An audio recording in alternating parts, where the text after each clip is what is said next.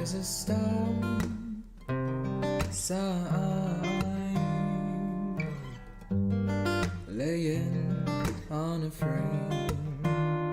Oh, how I miss the riverside and when your body held me tight, making love by the fireflies, and we dove in the water, just you and I opened the window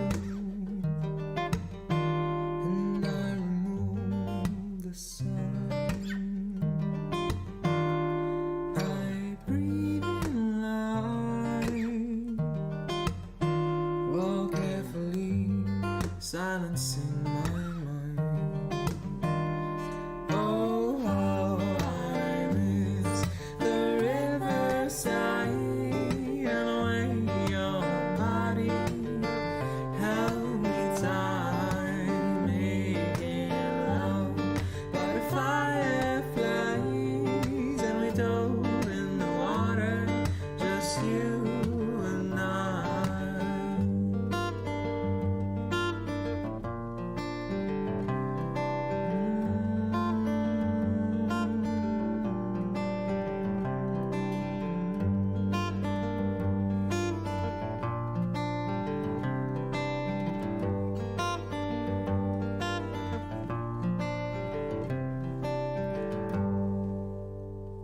Oh, how I miss the riverside and the way your body held me tight, making love by the fireflies, and we dove in the water, just you and I. Oh, how I miss the riverside and the way your body held me tight, making love by the fireflies, and we dove in the water, just you and I,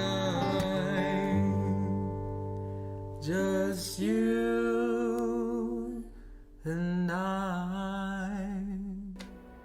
Hello everybody. How is everybody doing today? How's everybody? We're doing a cyber hangout. Hello, yes, hello. This is the Jack Reinhardt, and I'm here with my good friends Papu91 and Dagon Keldron. Say hello, my boys. Hallo, guten Tag, meine Lieben. Delight. My boy, so what the crap? So I think good man, goodbye, bakla. We're good. Starting early with stereotyping. Anyway, so we're back to another stream. I think Afonso's sound is slightly lower than ours. But we're okay, both of us, because I can hire him Yeah. up. Okay, Yeah. I can put him louder. No Pump me up, worries. bro. Up, There you bump, go. bump, Why bump, are bump you you up. suppressing me? Is this better? Why are you suppressing Yeah, me, yeah, bro? I don't know. I have no idea. I can't pick up. No, but, no, it's fine. I'm Lolo is. as in Lolo. Should Okay, be fine. cool. All right, so we're doing another cyber hangout, and what better game to do that but Oxygen not included, because we're gonna die. We're gonna die at some point. The Sperry's a coming. That was the say, wasn't it? That was. Yeah. Right. Yeah. Okay. Okay. Let's do this. I don't remember what the fuck I was doing. It probably wasn't good. I did more. Like I did another. Pause the game, right? Say again. You can pause the game and look at what we're doing. Yeah, of course. Right? Absolutely. Otherwise, it would Okay, be good. fucked. No, because I did play a bit more on my other campaign, and I realized that I might have done a lot of mistakes in this game. Like a lot of Alright, bad such as? shit. Well, such as like the whole thing of like creating all this stations and things. I should have made them near the light because I would have had, you know, bonuses for being near light. The farm, I okay. should already start making more farms because once I start getting more dudes, the food's gonna be scarce. The whole ranching thing is important as well. I should have. There's just a lot of things. The way the oxygen is circulating is probably not. It's not ideal, clearly, and and So we need also Brett Gaming to come in and give us a few pointers, right? absolutely, well, absolutely. And the thing is, it's yeah, like I shouldn't have built this like the way I built it with the ladders going up and down. I should have given space between the ladders and the buildings so that eventually when I can build fire poles, they would have been able to go up the ladders and go down the poles. There's just a lot of Do different it anyway. things. I can't because I would have to restructure everything. Um, Ah, but it's fine. We'll just keep going anyway. We're just chilling, so not really a problem. I don't remember what else I was doing, but what I'm gonna do is I have no oxygen circulating thing, so I'm just gonna create an oxygen thing. I have the algae bullshit, but that's not really working for me right now. So I'm gonna take these off. I'm gonna take these things off. And what I'm gonna do is I'm gonna build an electrolyzer and get oxygen circulating everywhere. I don't need these many things. I realized when I was playing, really I only need 2 things to get the oxygen pumping everywhere, pretty much. Okay.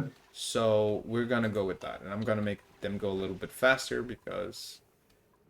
Also, I need to make a deposit for my water because I have a lot of infected water everywhere, and I need to put a water pump somewhere so I can deposit that shit. So infected water is what? You cannot drink it, or Well, you can what does that drink it, mean? but you run the risk of getting sick, pretty much. Okay. So So you use water filters or whatever. you can get basically just water filter and boil it. you can get the bottle emptier, and it puts back liquid somewhere. But I would like to build a basin somewhere where I can just drop polluted water. So Okay. what we're gonna do is I'm gonna make a massive joint of water here, and already there's polluted water here, and that's not good. But it doesn't matter. Ah, my god, there's so many things. My guys are 10% stress. That's not good. Polluted water here doesn't matter. This 20th century formatting that we grew up with. Jesus Christ. Listen. You're so last millennium, bro. Bro, look. Haven't you learned nothing? I was born in Have you learned I nothing? was born in 1990. I have a right to be so jaded. Okay? Give me seconds. All right. So what we're going to do, I'm going to take our thumb and jam it right up their ass. No, I'm joking, but like seriously, let's unite some shit here. What we're going to do is we're going to come here. We're going to Is do that a thing you can do to boost up morale? Jam it? No, never mind. I mean, I would love it to be, but I don't know. Social media. Launch a social media campaign. That should be good. So Tell yeah, Greta you're doing her part. I am doing my part, my dude. I'm always doing my part for the environment. Okay, I'm gonna clear all this nonsense. I'm gonna start opening up shit because we need to move and do things. You need more space. I need space, spaciousness, duplicate skills now. What, Ruby? What are you doing? Okay, so I can get critter ranching or crop tending. Critter ranching could be useful when I need more power and I can get the fucking coal and shit. But since we're doing farming, we're gonna go for farming. Improved farm. No, I mean crop tend. Anyway, so yeah, boys, I'm just gonna be messing about, but you boys talk freely about whatever you want. You know, we're here to just chat, have a Something good to time. talk about. Teacher, I put my hand up. I have something to discuss. What is it? Tell me. I watched on Netflix the movie called Don't Look Up. Yeah, Yay! I still haven't watched it, so no spoilers. It's on my list. I haven't watched it yet. Okay, no spoilers. Shit. Okay, how can I talk about this without spoiling? Just, yeah, right.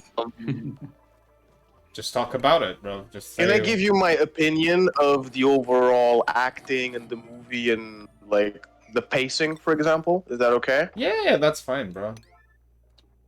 Okay. So it feels like a Coen Brothers movie, but yeah, like it is very much like Coen Brothers type of premise in a way, but with a little bit more of a lighter execution, not trying to be so full of itself. You know, That's an interesting I comparison. think anybody can like. Not everybody will enjoy every Coen Brothers movie, but I It's think anybody can enjoy this movie and see the parallels of the satire with real life because it's a satire movie. Oh yes. So wouldn't be too difficult. Whether it's someone who's 60 years old or 40 years old or 20 years old or even 10 years old. right. It's right. weird how this Gotcha. movie's for everyone, actually. Yeah, I mean, I You heard don't very need to good be a rocket things. scientist. I heard pun very good intended, things about to it as figure out well. this movie. Yeah. I will say that I was a little bit I'm not going to say disappointed, but I guess I expected more from the movie with a few things. But other ones I was very satisfied. But the movie didn't surprise me with anything it brought to the table. And a few of the tropes were actually things that we have seen before in other movies or in real life, obviously. And they're very much on the nose, but they're so on the nose that you can actually relate to the characters. You know, Right, because there's always what's funny about this movie and these scenes, unlike some satire movies, is that no matter what the insanity of reality is going on in a certain scene, they always, Lolo, I don't know if you noticed this. Again, no spoiler for you, Jack. They always put one sane person in the room. And that sane person is supposed to be someone that the viewer can relate to. And that sane person varies according to whatever it is that you're watching. And you will have a few people who are that sane person in a certain scene be the insane person in another scene because they act differently and behave in different ways. I know I'm being a bit vague. Again, I don't want to spoil the details or the plot. But I will say that for you, Jack, don't look for surprises. Just enjoy the accumulation and collection of scenes that got put together into this movie and the performances of the actors. Gotcha. Sorry for the monologue, but that was pretty much my take without spoilers. Rolo, am I far off? Do you think that I'm far off, or No, I understand where you're coming from. Like, obviously, there's a lot of like comparisons that can be made with stuff that's happening in our contemporary times. yeah? But yes, and that specific phenomenon that you touched upon, like I think it has also to do sometimes with group psychology, where depending on the dynamic and the circumstances that the group is facing, one individual of the group might rise to the occasion if he or her understands what's at stake. Yeah. But, it's funny because sometimes characters, they fail to read the room in that way, right? Yeah. Someone who can read the room in a certain situation, a few scenes later or earlier, is the person who completely, à côté de la plaque, didn't manage to like read the room and act appropriately for that situation. I found that was quite funny. But just for the record, I didn't know what the movie was about when I started. Oh, okay, I did. I had no idea. I had I no saw the idea. trailer I knew. beforehand, so yeah. I didn't watch the trailer. I knew it was the next big movie with these A-list actors, right? Right. And I think that for the type of movie that ended up being Netflix, the cast, yeah, production with although Netflix has had some amazing in production titles before. But yes. Mm-hmm. They went for this choice of actors, this tier of actors, like A-list, A-grade, Oscar-winning, a bunch of them. Yeah. This movie, Both I of think them, they actually. didn't have to Oh go no, with this. Leo didn't win any Oscars yet, did he? That's his big. He did, but he won for. Yeah, but he won for a movie that's not even his best. I think for The Revenant, maybe, or something like that. Oh, I think it was a pity Oscar. Okay, yes.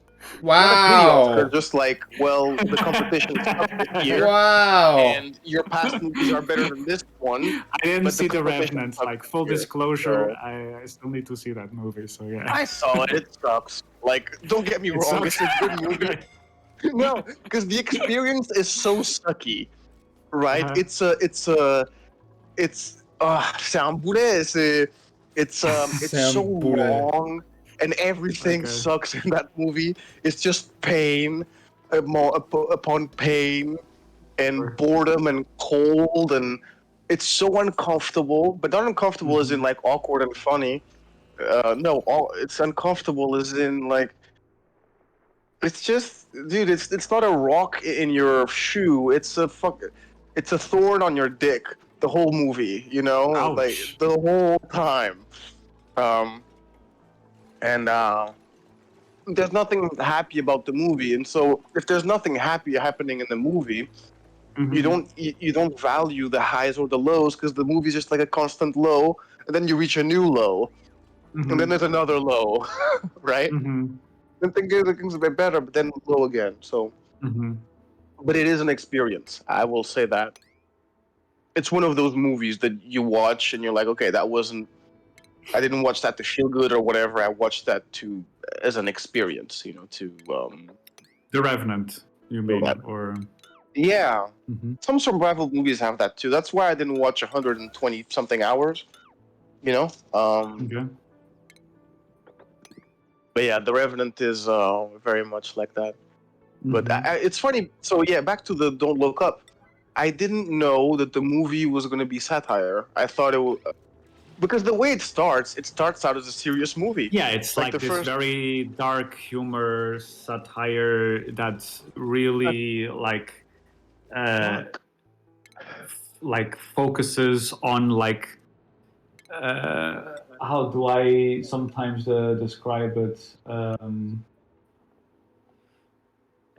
Like how reality behavior of the collective of human species is so mind-boggling that you have to laugh because the only other alternative would be cry out of no, there I disagree with you on something. I agree with you with that part of anguish, but I disagree with you, and that's my only take for this movie. This movie kind of acts like, bar one or two things, but for me it's almost a plot hole that is barely addressed. The movie acts like America is the world. And that part, to me, was like... they're doing that on purpose as well. I don't think... Sure, I don't, it is on purpose, but it's not the collective of human existence. You know what I mean? Nah, it's America, all right? America! We have to remember. Obviously, there's a lot of... in that sense. It is very specifically critical of the biome of U.S. society, media, politics, and so on. Yeah. But those things do translate into other corners of the world. For example, like people in Europe protesting the vaccine or Brexit, or maybe I'm being too political for this channel. I don't know. Just we're good, bro. We're good. Whenever I'm being out of line. We're fine. Don't worry about it. Speech as long as you don't hurt anyone's feelings. That's the policy. You can still hurt people's feelings. I don't know. People burning down communication towers because they're afraid that 5G is gonna spread COVID or whatever the fuck.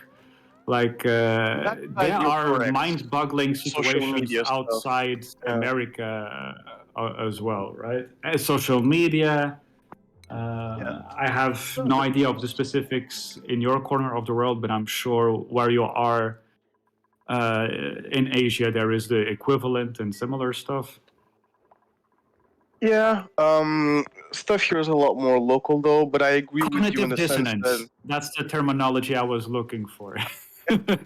But that I think you can apply that to anything. But you're right in the sense Sure. that why do George Floyd protests make the news first thing in a country outside the US when there's other stuff going on nationally in their country? Yeah, because the big media conglomerates in the US also own the media conglomerates of said countries, and that's why you get a lot It of was a American big news in thing, those like things too. in the sense that it's not In the novelty US, because that happens every month or every week.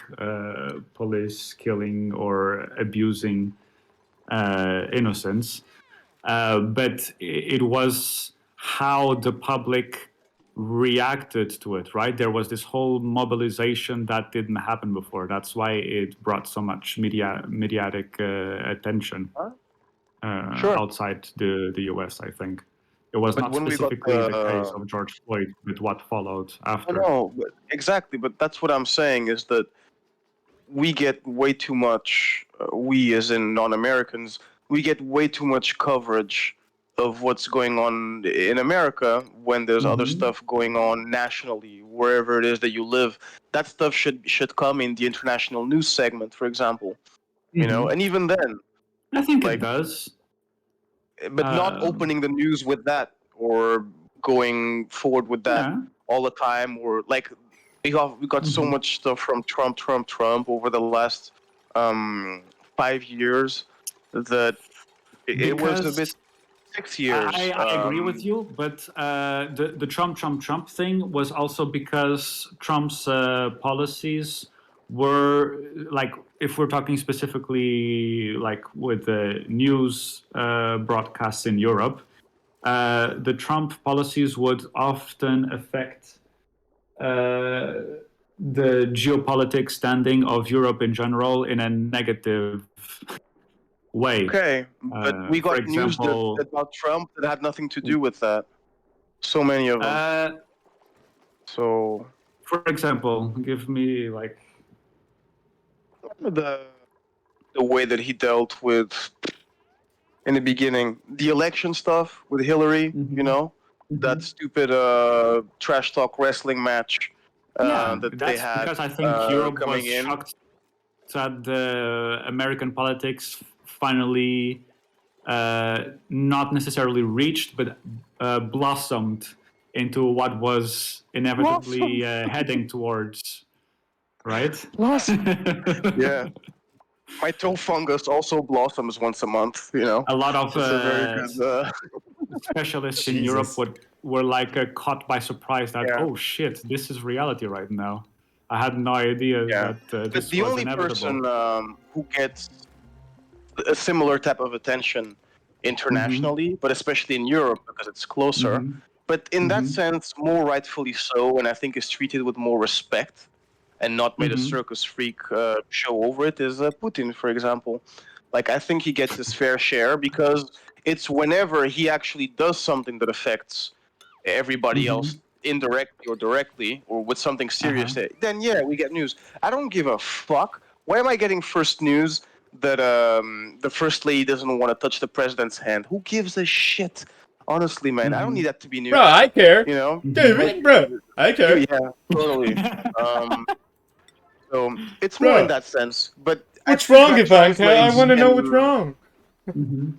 it's also part of what they show in that movie. Don't Look Up is, hey, we've been spending way too much time like making the US Right. the focal point of media, and that's like that feeling that I got from it. Like, why did you guys just act like the rest of the world doesn't exist? Maybe the writers of the They movie do. will They tell me jump cut exactly, right? into the other Shush, shush, shush, part shush, of the shush, shush, world. shush, shush. Okay, sorry. Yeah, Shush, shush, shush, He shush. doesn't know. I understand the comparison now. Yes. Yeah, but I'm sure that that's what the writers of the movie also wanted to tell. Like that movie, like Armageddon, for example, right?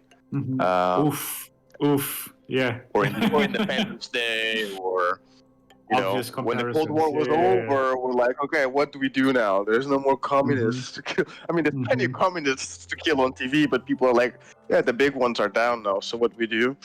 All right, aliens are coming for New York, or if it's not aliens, it's going to be a comet. And yeah, those were funny in retrospect. Funny is in odd and entertaining, but not much cause for reflection. Because that was during that whole period of Fukuyama, the end of history, blah, blah, blah. And then, people got bored, so 9/11 happened. And since then, people got bored of the Afghan war again, so then COVID happened. Like how you so jump really from one I love it. historical point to the other, like how you make those links interesting. In big media, that's Sure. Those big events, but yeah, there's plenty of other ones. But the movie's good overall. I would say watch the movie because there's a little bit for everybody. I think, even if you don't know much, if you're a social media person and you don't really care much about news, you're still gonna find cool stuff there. If you're a politics person, you'll find cool stuff there. If you are a history person, if you're a movie person, you'll find that the performances are still pretty good from the actors. Oh yeah. If you're a comedy person, the absurd and satire is not always spot on, but it's there. But in some scenes, some moments, it is absolutely spot on. And the characters are very relatable. Like the duality that certain characters have. No one's perfect in the movie, Everybody has their moments where they're really smart and really bright. Yes. And they're a fucking moron the next minute, and they're really bright again the next minute. And then they have moments of sanity and moments of clarity, and then they lose their fucking marbles 5 minutes later. Now they're back to being held together. All the characters throughout the thing. Again, that's true. That's a good observation. The satire movie. Equally, protagonists and antagonists do have their strengths, moments where they shine, but also moments where they majorly fuck up. And that's where I felt that it was a bit that Coen Brothers vibe to the movie. That's true. Like the scientist doesn't have to be brilliant all the time, So yeah. It was pretty good. But I do think they didn't have to cast this cast for this movie. They could have done something else. I think if the movie had a different cast, it wouldn't be as well received because the acting is stellar, and that's one of the only parts of the movie that we can actually take seriously. The same way, if you put this cast in that movie, do you guys remember that movie Evolution? With the alien that lands, alien goo lands on our planet and they kill it with head and shoulders. Ada! You're gonna kill yourself! You idiot! What are you doing? You're killing your own... She killed herself! She's an idiot! Workers. She had the other ladder, didn't she? Or wasn't it built yet? But I told her, I put yellow alert here for her to go to it, and just fucking idiots! Yeah, she don't need no ladder. She got Jesus. Oh, you could I swear to Jesus, okay, well, that's life, I guess. Well, at least you're not like Amazon who forced its workers to stay inside the workplace when the tornado just hit in... These guys are fucking idiots. Topical! Hey! Bang, bang, bang, bang! Democrat Hangout turned political today. Yeah, sorry guys. That's alright. I'm just trying to live my best life, giving my minions their best life, and you guys are talking about that stuff. That's cool, man. All good. Ah, shit, dude. But yeah, why is everything red now? It's not. I just had everything on red alert, that's why. Okay. Ah, my life. Yeah, I kind of made light of it, but isn't it fucked up that we sometimes like to think that, the 21st century, we're so advanced, but then, just recently, there was this big tornado and Amazon prohibited its workers to follow the state guidelines and evacuate from the area because of the alert of the tornado, and mandated that they stay in the workplace. And the result was they obviously they died. Duh. Because the tornado came over, and I don't think they're like, what's going to happen? Like, are they going to be reprimanded by the law, quote unquote? Do they have to pay a fine? Are there going to be people responsible for this decision to stand trial and go to prison for manslaughter?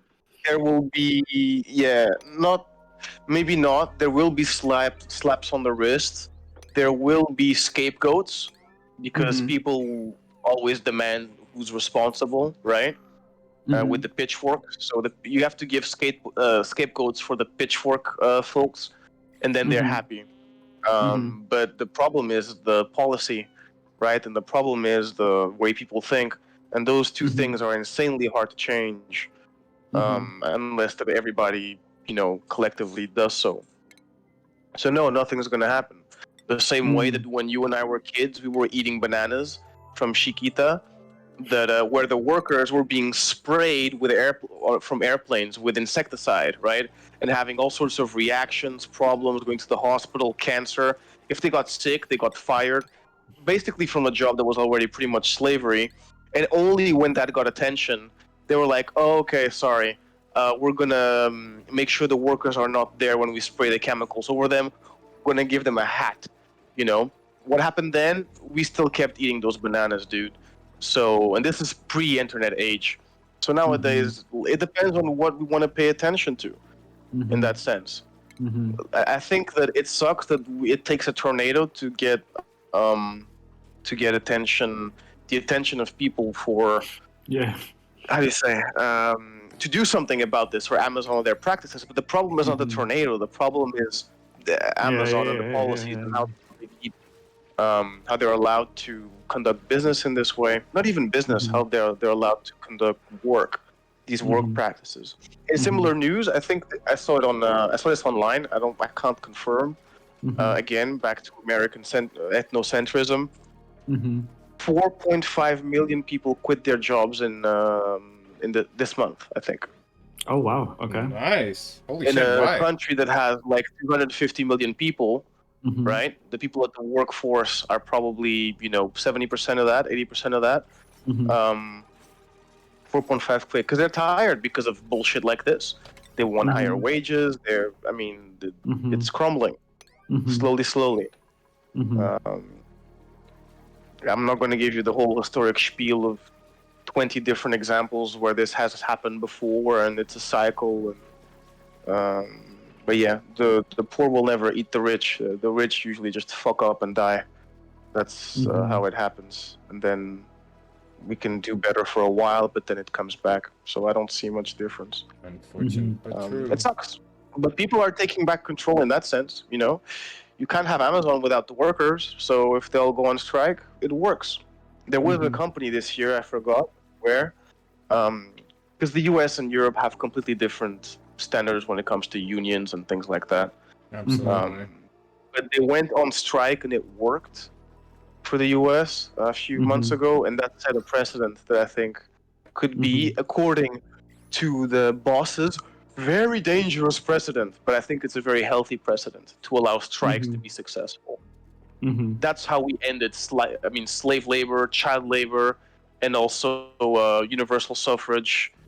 We allowed for universal suffrage in Europe pretty much 100 years ago, and at the end of the Industrial Revolution.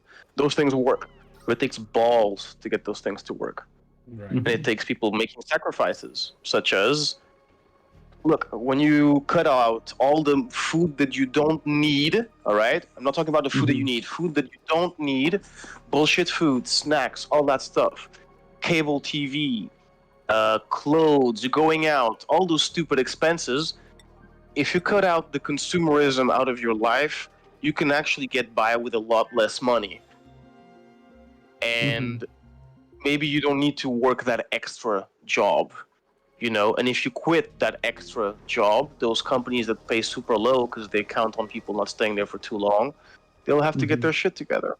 And that's a way that we can choose. You don't vote by choosing a person to make decisions for you in a parliament or a congress or whatever, you vote by how you spend your money. I mean, it's always been that way, especially 20th century, 21st, especially now.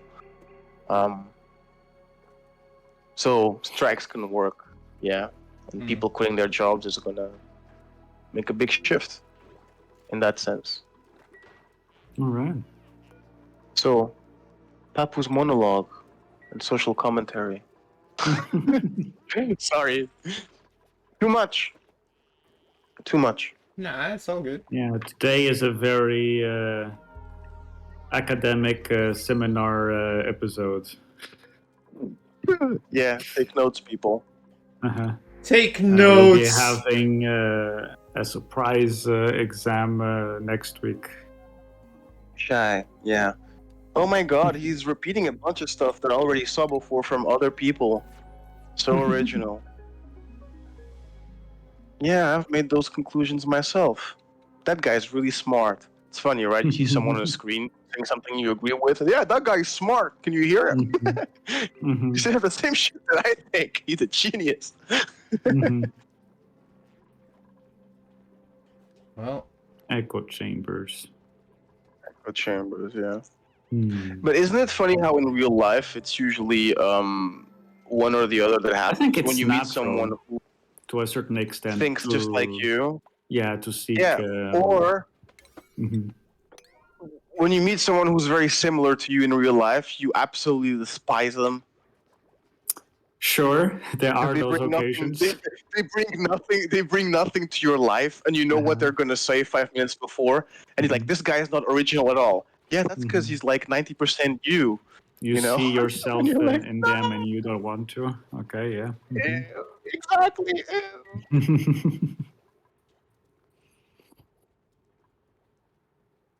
That happened to you guys. Yes. Would you enjoy yourselves? Would you enjoy your own company if you met yourself? absolutely. I'd stay quiet all the time.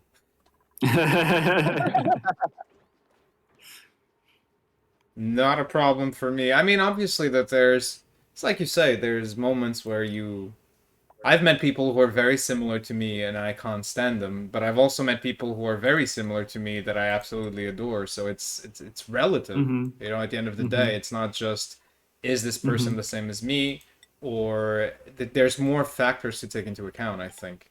You know? But yeah, generally, I feel very happy that there's only one of me. I don't need another me. I'm cool with that. I'm okay with that.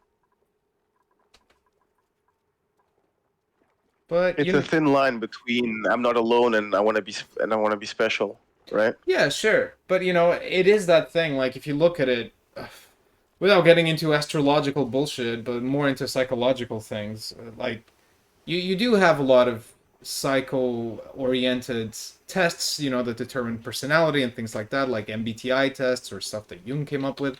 Doesn't really matter, but you do have a lot of those things, and it is arguably a factor that you will, in fact, get along with certain types better than others, and you will, to some degree, seek out or, you know, at least be paired up with these people in real life. Like if you look at the three of us, according to the MBTI personality test, What is MBTI? Oh, it's the one that gives you the NFP and... Yes. It's the Myers-Briggs test for personalities, basically. It divides us into 16 personalities with, you know, subdivisions of that and stuff like that. I'm not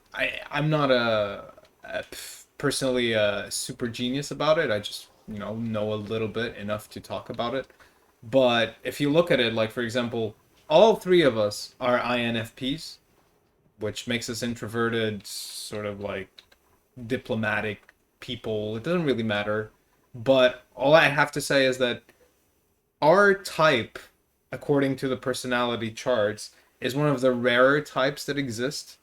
But at the same time, the thing is, when you find an INFP, you're going to find shit tons of them together because they join together and they don't really... They gravitate towards each other.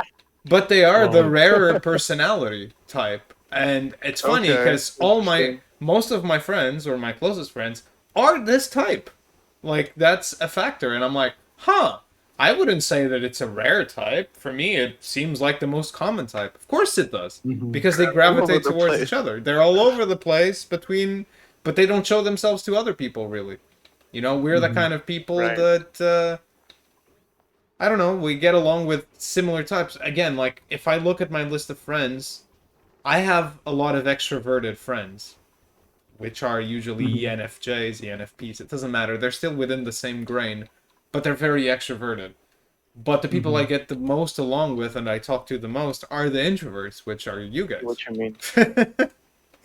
And to be an introvert and extrovert doesn't mean you're social or antisocial or anything like that. It just means that you gather your energy from spending time alone or from spending time with others. We all kind of regenerate by spending time alone. You know? I feel like, for So you example... mean that?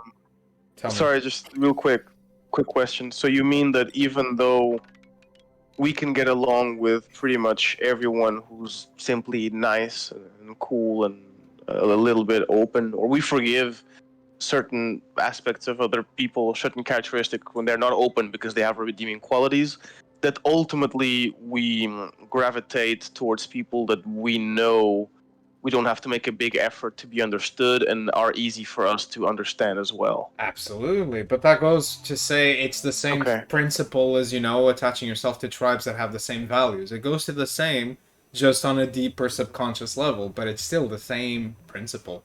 We always gravitate to things we know, or to things that we know are gonna understand us. Like, we want to feel, you know, safety is at the top of the pyramid, the Laszlo pyramid, pretty much. So we do want that in our lives. But yeah, I just find it super interesting that this type that is supposedly so uncommon is basically amongst everyone I know. It's like, oh, cool, yeah, of course you're INFP. Obviously you are. That makes sense. But yeah, I don't remember why I started talking about this. My colony is going to shit, by the way. Personality types from the, what's it called, the test again? The MBTI test, the Myers-Briggs test. Bam. Yeah, I don't know what else we were talking about it, but yeah, I think Afonso was saying something about people in general. Oh, the whole thing about if there was another us. That was the whole... Right. I segued from there. Yeah. If you met your own clone but with a different skin, how would you feel? Right. If you would handle hanging out with yourself. Right. Yeah. Yeah, I don't know. I hang out with myself all the time and I'm sick of that cunt. So, like, 30 years... Dude, could you imagine, like, you have to spend time with yourself your whole fucking life, man. It's so annoying. Like, I can't... I'm not going to say I can't take it anymore, but I do want to switch off sometimes. You don't... You can't get out of your own head, you know? Especially if you find that person annoying. At times, I know the whole thing of you have to love yourself, blah blah blah. I disagree. Yourself, anyway. because nobody else will. Yeah, anyway, sorry, no, I disagree. But it is quite strenuous on my patience, in the sense of how I sometimes want to care for myself and take care of myself. You know, if I'm not in the mood where I like myself, why the fuck would I do it, you know? Well, I do it because other people care for myself. For me, sorry. So that's why I do it. Otherwise, there's days where I'm like, oh, you know, like, I'm just, can you get out of my head? You know, okay, just put music in there, you know, and that's what you do. Sure. I don't know if you guys, I'm sure you experienced similar things. Everybody does in their own way. But I think a lot of people get tired of their own company. Right? It's not about spending time alone. It's because even when you're in public or around people, you're still you and you're still in your head, right? Absolutely, yeah. I got you. So even in public, I think that you feel that sometimes. So I'm not sure if I would like to meet myself in real life. Or maybe I would. You know, maybe I would meet that person who has a different name and looks different than me. and then like if I like to say I don't like myself, all of a sudden God, when I die, pulls the veil, you know, like a Scooby-Doo villain, and turns out this person who was my friend was me the whole time, but didn't know it was me. Haha! Turns out you do like yourself, you cunt. And I would be And I like, would have oh gotten no, away I with was it wrong my too whole if it wasn't life. for your meddling I kids. did. Exactly, I do like myself. Ah. So Sure. who knows? I think if Lolo met himself, you would never figure it out because they would be caught in an endless loop of fascinating conversations to each other. Bro, do you imagine the fucking D&D sessions that would ensue from there? Holy shit. Oh, shit. damn! Oh, I would just love to have them disagree about one thing, like a core ideology thing, Oof, and then oof. that would be the end of it. Just one thing. Like belief-wise, they would stick to their guns, but everything else would be the same, you know. And I think, but something really stupid, right? I Like think I would Lolo make A thinks, huh?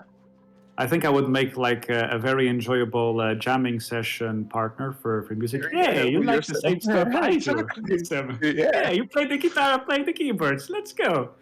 But for No, other but I would stuff, it would love. be like, actually, no, actually. No, actually, Oh. cereal goes first, milk Yeah. goes second. Like, no. Milk goes first, Definitely, cereal there will second. be bumping heads about some stuff. Yeah. I think that's exactly the type of shit that you would heavily disagree upon. Heavily. Yeah.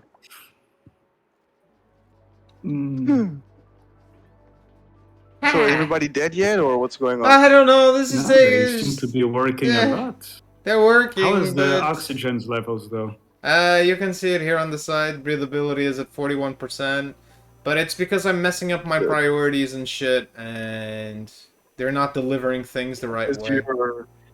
You are reacting when you need to plan, and when you want to react, you find yourself planning.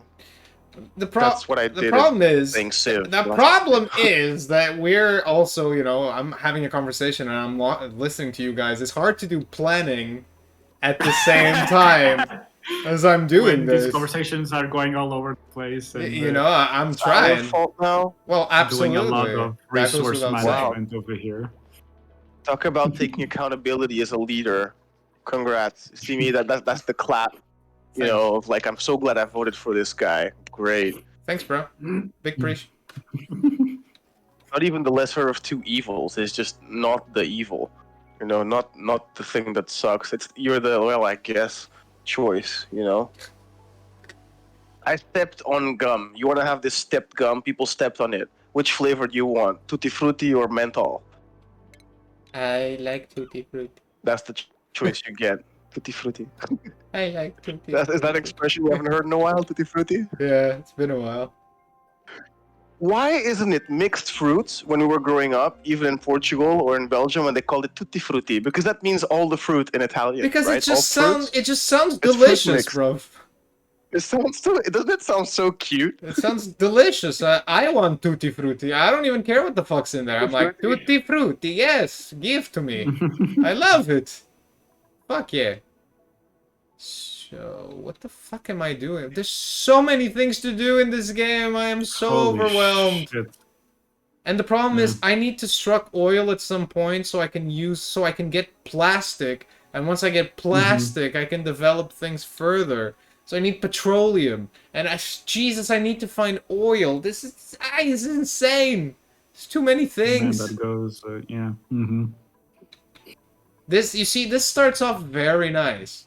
It's very like, oh, I'm creating my own thing. This is so beautiful. It's so nice. And then eventually you're like, shebang. You're like, dude, I need to find oil. And shit goes to shit. I'm not bringing anybody else in. I'm just leaving myself with 5 duplicants so I can manage things. But no one's doing what they should be doing. It's pissing me off. And where can you find oil? That's the question, Lawrence. I have to dig. I have to go down. I have to try to find somewhere. I have to explore. I have to explore. There's iron here. I'm sure that if I keep going down, I'll knock on Oh shit! So that's not oil even at the some whole point. map. Okay, yeah. This is nothing. This is nothing. Like, I'm one speck in the universe. I can't even go back to where I was. Oh my god. Oh Jesus. Oh Whoops. god. Oh no. Oh jeez. Oh Rick. Oh, Rick. Oh god. Where are my friends? No. How do I go back? Ah shit, dude. Can't you zoom out? Ah, there we go. Ah, Okay, okay. Jesus. Thank God. But yeah, no, I can only zoom out to a certain degree. Until you Okay. explore, as you keep exploring, you get to zoom out more and more. All right. Okay. But I can only zoom out until this kind of point I've explored pretty much. Okay, breathability is going up slightly. We're at 80% breathability. That's okay. Ah man, this whole colony is fucked. This is all very badly done. It's all very fucked. Seriously. Ugh. Meh. Is it better to start a new one, or can you still salvage this one? Well, the thing is, it's not that I can't salvage it. We're fine as in, like, we can survive. I just... It's gonna take me a while to get things going forward because most of my efforts are just going on to surviving. That right now... This is when you reach the 1700s in Civ 5 and you know you're not going to win the game. Yeah, You exactly. just know you're not. Exactly. You're like, fuck, okay, so what do I do now? I got already 7-8 hours in, and is it worth it to go another 8 hours? I mean, Is it? Is it really? No! Is it really? No. That's the problem. The beginning part of Civ is the most fun part, It's I'm super going to fun. be honest. Absolutely. Like, when you have no more barbarians to kill, you're like, okay, this is it. I don't see what's the point so much of keeping going. Alright. But it's funny how sometimes, even when you start with really cool resources in your map, you still manage to fuck it up. You know what I mean? Yeah, I do know what you mean. 100%. Yeah. I want to play Civ now. Don't be that guy. But I can't. Alright. No, I can't, man. Like, Civ is something you play when you have nothing else to do. Is Sid Meier actually a burns your guy, mind. or is it just Welcome to the hell. franchise of games? No, Civ is short for civilization. Oh, Sid Yeah, but it's Sid Meier. Meier's Sid- Civilization, Sid Meier, right? yeah, it is. Yeah, it is. Or Sid Meier's Settlers of Catan, or Yeah, Sid Meier's the creator, as far as I know. is the creator? I think so. Afonso, correct me if I'm wrong. Isn't he? I'm gonna look it up because now I'm curious. Look it up, Lolo. Yeah. That's a Sid healthy habit. Meier is a Canadian-American programmer, designer, and producer of several strategy video games and simulation video games, including Civilization. Delightful. Love it. So much carbon dioxide, because carbon dioxide travels down. Oxygen travels up. Carbon dioxide travels down. It's great. Everything is in the water, bro. Fantastic. Fucking gases. Gases everywhere. Nothing's traveling like I want it to travel. Woo-woo! Oh, God. Oh, man. This colony. Jesus. So, yeah, what else is new, boys? What's happening? Anybody watch any other movie that's interesting? Anything like that? Worth mentioning? I finished the season 2 of The Witcher. And I heard it's better. it's what season 1 should have been. Yeah, Adriana That's keeps how I feel telling about me it. that it's really good compared to the first one. I'm like, okay, cool. I'll even say that if you want to, you could start The Witcher season 2, finish it, and then watch season 1 as a prologue. As a prequel. Like, as a prequel, sorry. Yeah, as a prequel. As a fan service made prequel. Because Lol. the production quality is not the same. Interesting Yeah, recommendation. come on, man. No, because like here they really saw that there was some success with season 1. Like, okay, fans want this. Boom, and they really stepped it up for season 2. Yeah. In the details too, like the clothes now, they actually look worn down. They look like they've been worn. The houses, some settings on season 1 were very, very, very, very good too. Don't get me wrong. Like the taverns and stuff, the ambiance was very good. But the woods, nah, not so much. The setting and the sights, not so much. The whole Nilfgaardian post battle. What do you call that? The dead space. What's the word for that? Wastelands, Battlefield? right? Wastelands, okay. Were pretty well done in season 2. And to quote someone who I heard say this, and now I completely forgot who it was. Season 1 did feel a little bit like people in cosplay in the woods playing The That was Witcher. probably Like you who said fan it. service. Maybe. Or if But I it think wasn't, even I when I think you said said it, something someone else similar says before. it. Yeah, it did feel that way. The season 1, but season 2 feels proper. Season 2 is good. I also the way they filmed it is a bit different now, meaning they don't try to show the characters so much as if they're in a soap opera or a play. The angles are different. Um, the action scenes feel like they're more that you're more in the moment. And the dialogue and the scenes which are just dialogue do feel that somehow they managed to increase the presence of the actors and the way it's set out. Of course, now the show became linear, so it's much easier to follow. Right. You know, the first season was a fucking mess of like what. Like you have to know a little bit about The Witcher, otherwise it's very, very confusing. Most people I know, actually everyone I know who doesn't know about The Witcher, didn't play games or read the book, thought the first season was confusing as fuck, and it is. Even for me as a person who played the game and has some idea of the chronology. But season 2 is much easier It to was follow. also purposefully so, because it was trying to edit chronologically wise things in different layers, so that later on it would click in a specific way, I guess. Yeah. And you can either do the we click talked about that halfway before, through yeah. the season or later on when things Yeah. become more obvious. But it's weird when you don't know that that's why they're doing it. You know, when you're just watching it to watch it, you don't know that's the setup. I think it's not for everyone. You're right. Like it adds some enjoyment for some, but for others, might be jarring.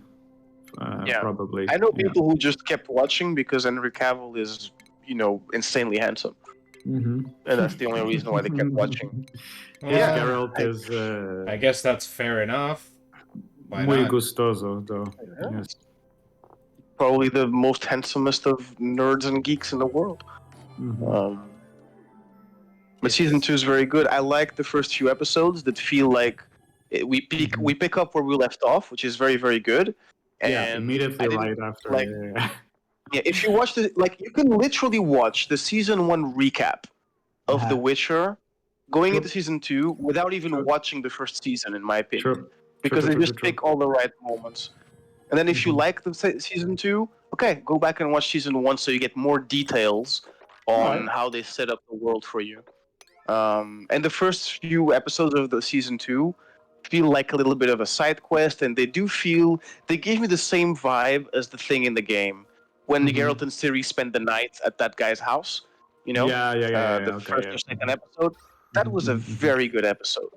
Very, very, very good. And I love that I recognize the guy from Game of Thrones. The big lady. Yeah, the big lady dude. It's the barbarian. Big lady dude. Big lady. Big lady. You know what I mean? Love it. Yeah, I got the barbarian who wildling or whatever. One of the wild. He's in it. It's very good. Season 2 of The Witcher, I highly recommend. Fair enough. Lolo, thoughts? Because we both like Witcher, but you have much deeper. Yeah, no. For me, Witcher 2, they really focused on what was working the best on season 1 and like just did more of what was working on the first season. The performance is still great. The writing is still great.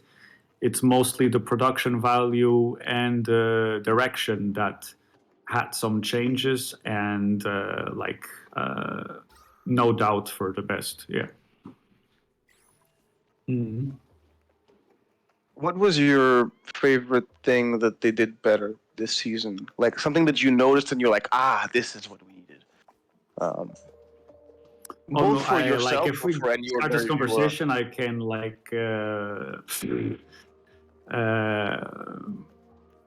go through a lot of details, like how they. Let's say superficially, for someone how who they.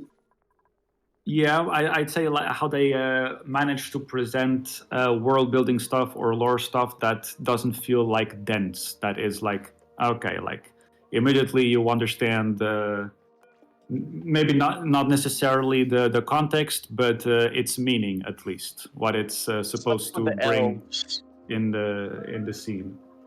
Mm-hmm. The stuff with the elves was wonderfully set up, where they didn't have to explain much, and the audience would understand. Yeah.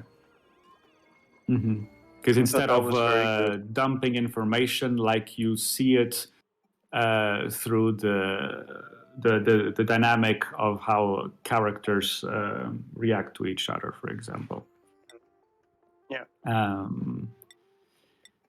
Finally, Ciri's steps in her destiny being fleshed out. That was a lot of fun to finally witness. Like everything, like all the production departments in this series, like costume and makeup and etc. They do all such a great job to bringing this world to life. I didn't know they were choosing the actor they went for Vesemir, but I thought it was like also a good choice. I thought he was good. Yeah, I think so too. Yeah. Mm-hmm. There are some changes in the overall story that I kind of understand why they had to do it. But like, I don't have like big criticisms of it. Like, if you liked the first season, you're going to enjoy the second season even more. If you were lukewarm about the first season, you might actually properly enjoy the second season. But if you didn't like the first season because it just isn't your wheelhouse, I can just say that the second season is the same as the first season, but better, because it course corrects some of the stuff that maybe didn't appeal to the wider audience. Yeah. Yeah. Okay. The whole thing with not the civil war, but with the war going on in season 1 in Sintra and Nilfgaardian invasion and threatening the status quo of the northern kingdoms. All that stuff in season 1 was way too important in terms of screen time, and it was poorly explained and didn't pan out in a way that gives you any satisfaction to see conclude, because they go back and forth in the timeline. I think that part was a bit poorly managed, and for me, that whole part of the Northern Kingdoms upsetting the balance and all that stuff in season 2, then I got it, because they actually put the story and the dialogue in the mouths of the right characters in the right situation, in the right circumstance, where they make it make sense. Whereas in season 1, it's like, we're going to set it up in the background and you're supposed to figure it out in the middle of all of this other shit we also set in the background, and you don't know what's important or what's not important. And this time, the fact that we saw it more in reference as opposed to screen time made it work better. Yeah, I think it's it's a lot of that, definitely. Like first season, there was a lot of like brain tease, like get it what we're trying to do, and people who have no idea, no, I don't get it because I never read the books or played the video games. So I think they dialed it down, that sort of play, and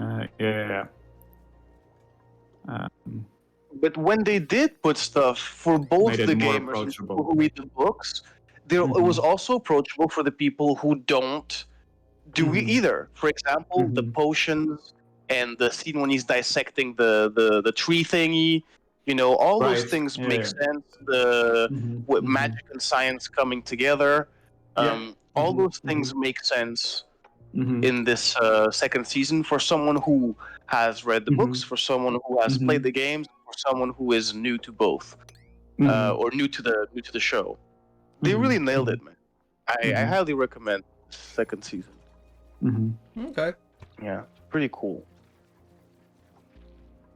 I can dig it. Yes. Too bad they didn't make more episodes. I wanted more. When I finished season 1, I was like, okay, there's like 2 or 3 good episodes here, especially the side quest stuff.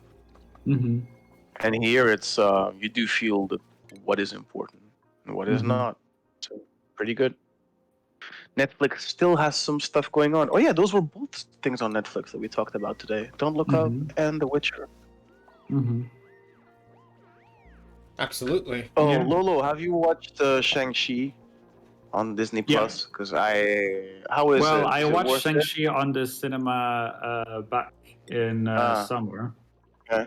And yes, it was very enjoyable, definitely. Where do you rank it amongst like other? Among 40 different Marvel MCU movies, I have no idea yet. Okay. Let me just get a probe just a little bit so we finish up. Is it better than the Black Widow movie?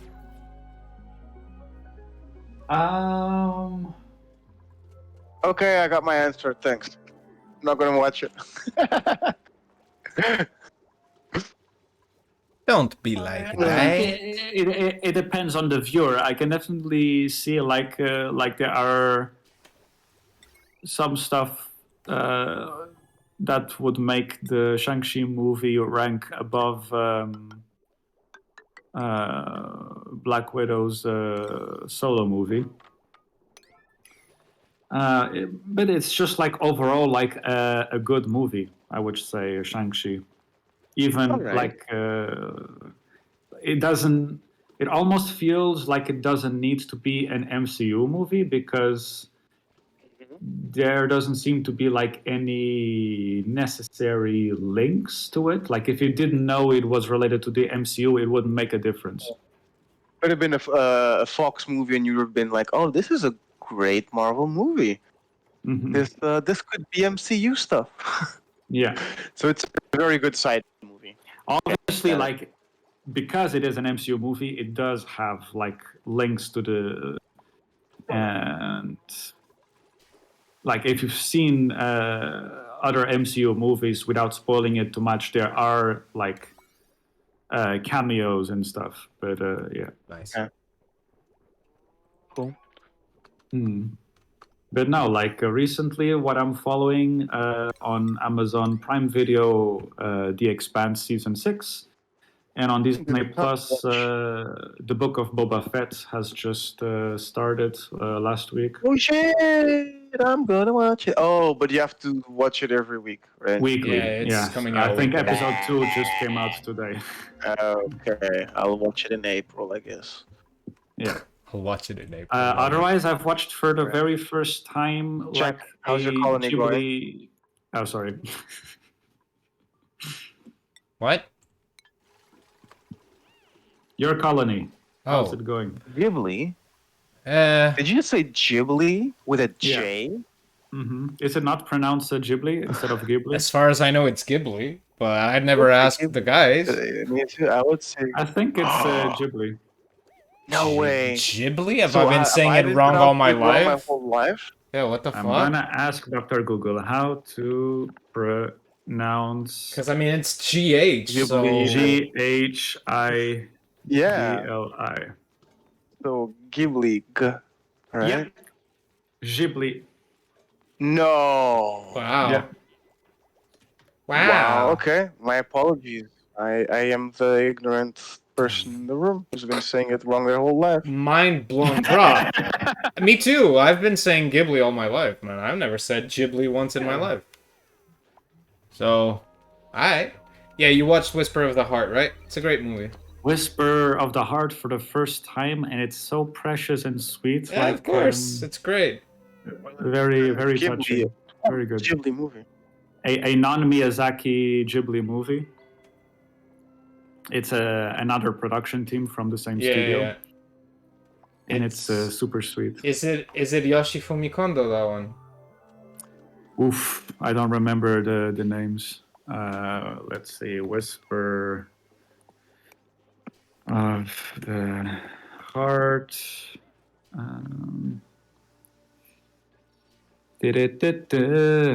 Directed by Yoshifumi Kondo. Yeah, that's what I thought. Yeah. It's good. I haven't watched it in really long. Like, I watched it probably early 2000s, like ages ago. But there are still some Ghibli movies I haven't seen yet, like Porco Rosso. I still need to Ooh, see. classic. That's really cool, man. Watched it once, maybe 10 years ago. A couple of weeks ago, before Christmas, I watched for the first time Miyazaki's first movie before he and his buddies opened Ghibli Studio. And it's a movie based on a back then popular TV series, Lupin III, Castle of Cagliari. Yeah, Castle of Cagliari. No, Cagliagrosso or whatever it's called, yeah. Yeah. And you can so tell Miyazaki's influence even when it's not his his work. It's interesting. Woodias. Yes. Nice. Well, I watched Le Tout Nouveau Testament the other day, which I had never seen before. What is that? It's a movie with Benoit Poelvoorde. It's really good. I had a lot of fun watching that. And I've just started Is watching. it new? No, it's like from yeah. 5 years ago, but I hadn't watched it, and I didn't watch it yet. it's really, really good. Really, really fucking good. What's it called? It's called Le Tout Nouveau Testament. In Portuguese, it's called Deus existe e vive em Bruxelas. So God exists and lives in Brussels. But the movie's set in Brussels? yeah. Yeah, it means the brand New Testament for... Sorry, guys, we're all French-speaking. The brand New Testament is the translation and probably the name of the movie in English. Highly recommend it. Like, really Looks like it is fucking the good. English title as well. Yeah. So it's set in Brussels? It's set in Fantasy Brussels. dark comedy. Oh, that's awesome, man. I mean, it's not like you see... There's a lot of things you'll recognize when you're... Like, in the beginning, you see, like, Mont Lézard and some other areas that you recognize. But because a lot of it is filmed in, let's say, non-descriptive places. Right. No, but is it with Belgian people, is my question. Benoit Poelvoorde, apparently. Catherine Deneuve. Yeah. Yeah, we got Belgian and French people. Yeah. Oh, wow. François Damian, Yolande Moreau. François Damian is François Lambrouille. I don't know if you guys remember. No, I don't remember, bro. Nope. So it's with Belgian actors. That's awesome, man. I could get myself a little dose of Brussels and Belgian people. They're viewers. Really good. Not to get too private, whoever's listening, but it does ring a bell for us. It touches a soft spot because we grew up there. Yes. So correct. That's why it's funny to see some things like that in on the big screen. That was good. Movie on the big screen. Like, oh, I made out with a girl on that place, and I puked over there, and I peed by that national monument. Yeah, I don't know that those are the exact souvenirs I want from there, but sure. Yes, I know what you mean. I get it. But yeah, it's super worth watching. The thing is, I've just acquired another streaming service called Filmin, um, which basically, yeah, you pay for it, but it's much more oriented to independent cinema and international cinema. Ah, okay. So I already have a massive like watch list on it Watch. of like old Italian classics and French movies. I got some Icelandic movies on it, some Asian stuff, some Greek movies. Bruh, I'm gonna go to town on some good. I need some good cinema. I'm tired of popcorn movies. I need something. I need to get back into my good cinema watching. Yeah. So Sure. Good movies have taken a backseat in a while now. yeah. Yeah. So It used to be 50-50, but now it's just exactly. It was same for me. popcorn Well, share. for me, it used to be Yeah. 70-30. Then it became literally 100-0 to the. Yeah. So it's like I gotta get back Almost. 50-50. You know. At Imagine least. that you don't live in Europe, even because at least I mean, you go to the movies, you got like maybe 8 movies which are Hollywood and 2 that are not, and those keep rotating. But you can still get to see them. Yeah. There's still plenty of places where you can go see those movies if you want to. Indie and when we say international, we mean more like domestic if you live in Europe. Well, but there's or just also when I say non-Hollywood. international, it's because it's literally from everywhere. But there's movies from just everywhere. non-Hollywood. Yeah.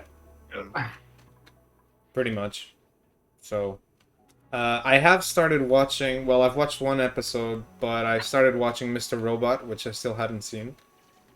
The series. Yeah. I stopped watched like watching a it at good, some point. yeah, 60% of the first season, I think. Yeah. Oh, But it was so like hard that at some point I had to stop because it was just so Was it messing with you? hardcore. It was starting to mess with my mood. Yeah. Fair enough. I could tell how it could mess with your mood. I gave up watching because it just became meh. But I think the first season is pretty solid. Second one too, maybe. Lolo, you're muted, by the way. Just letting you know. He's doing coffee. I know the location. I know where he's sitting in his house, and I can see that this is where the coffee machine is because he's in Brussels. Nice.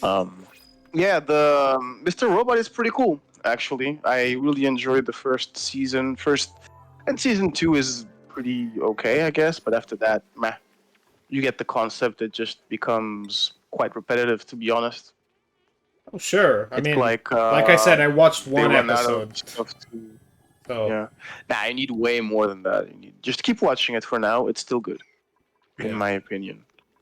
But if you get tired of it, tell me the reason why you're getting tired of it, and I'll let you know if it's just this current mood of episodes or if you should drop it or not. all right.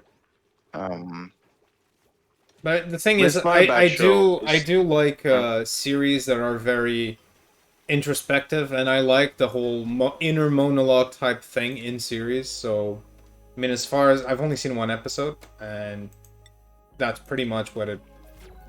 I know I saw 2 episodes of it. Yeah. Right. But I'm yeah, not gonna spoil anything. was enjoying.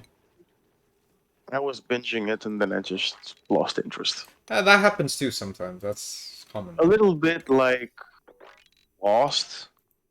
But Lost is because the plot got too convoluted for my taste. Dude, Lost is just, bro. There's no point. Just I give got up. lost, Don't dude. I got don't lost. watch it. Yeah.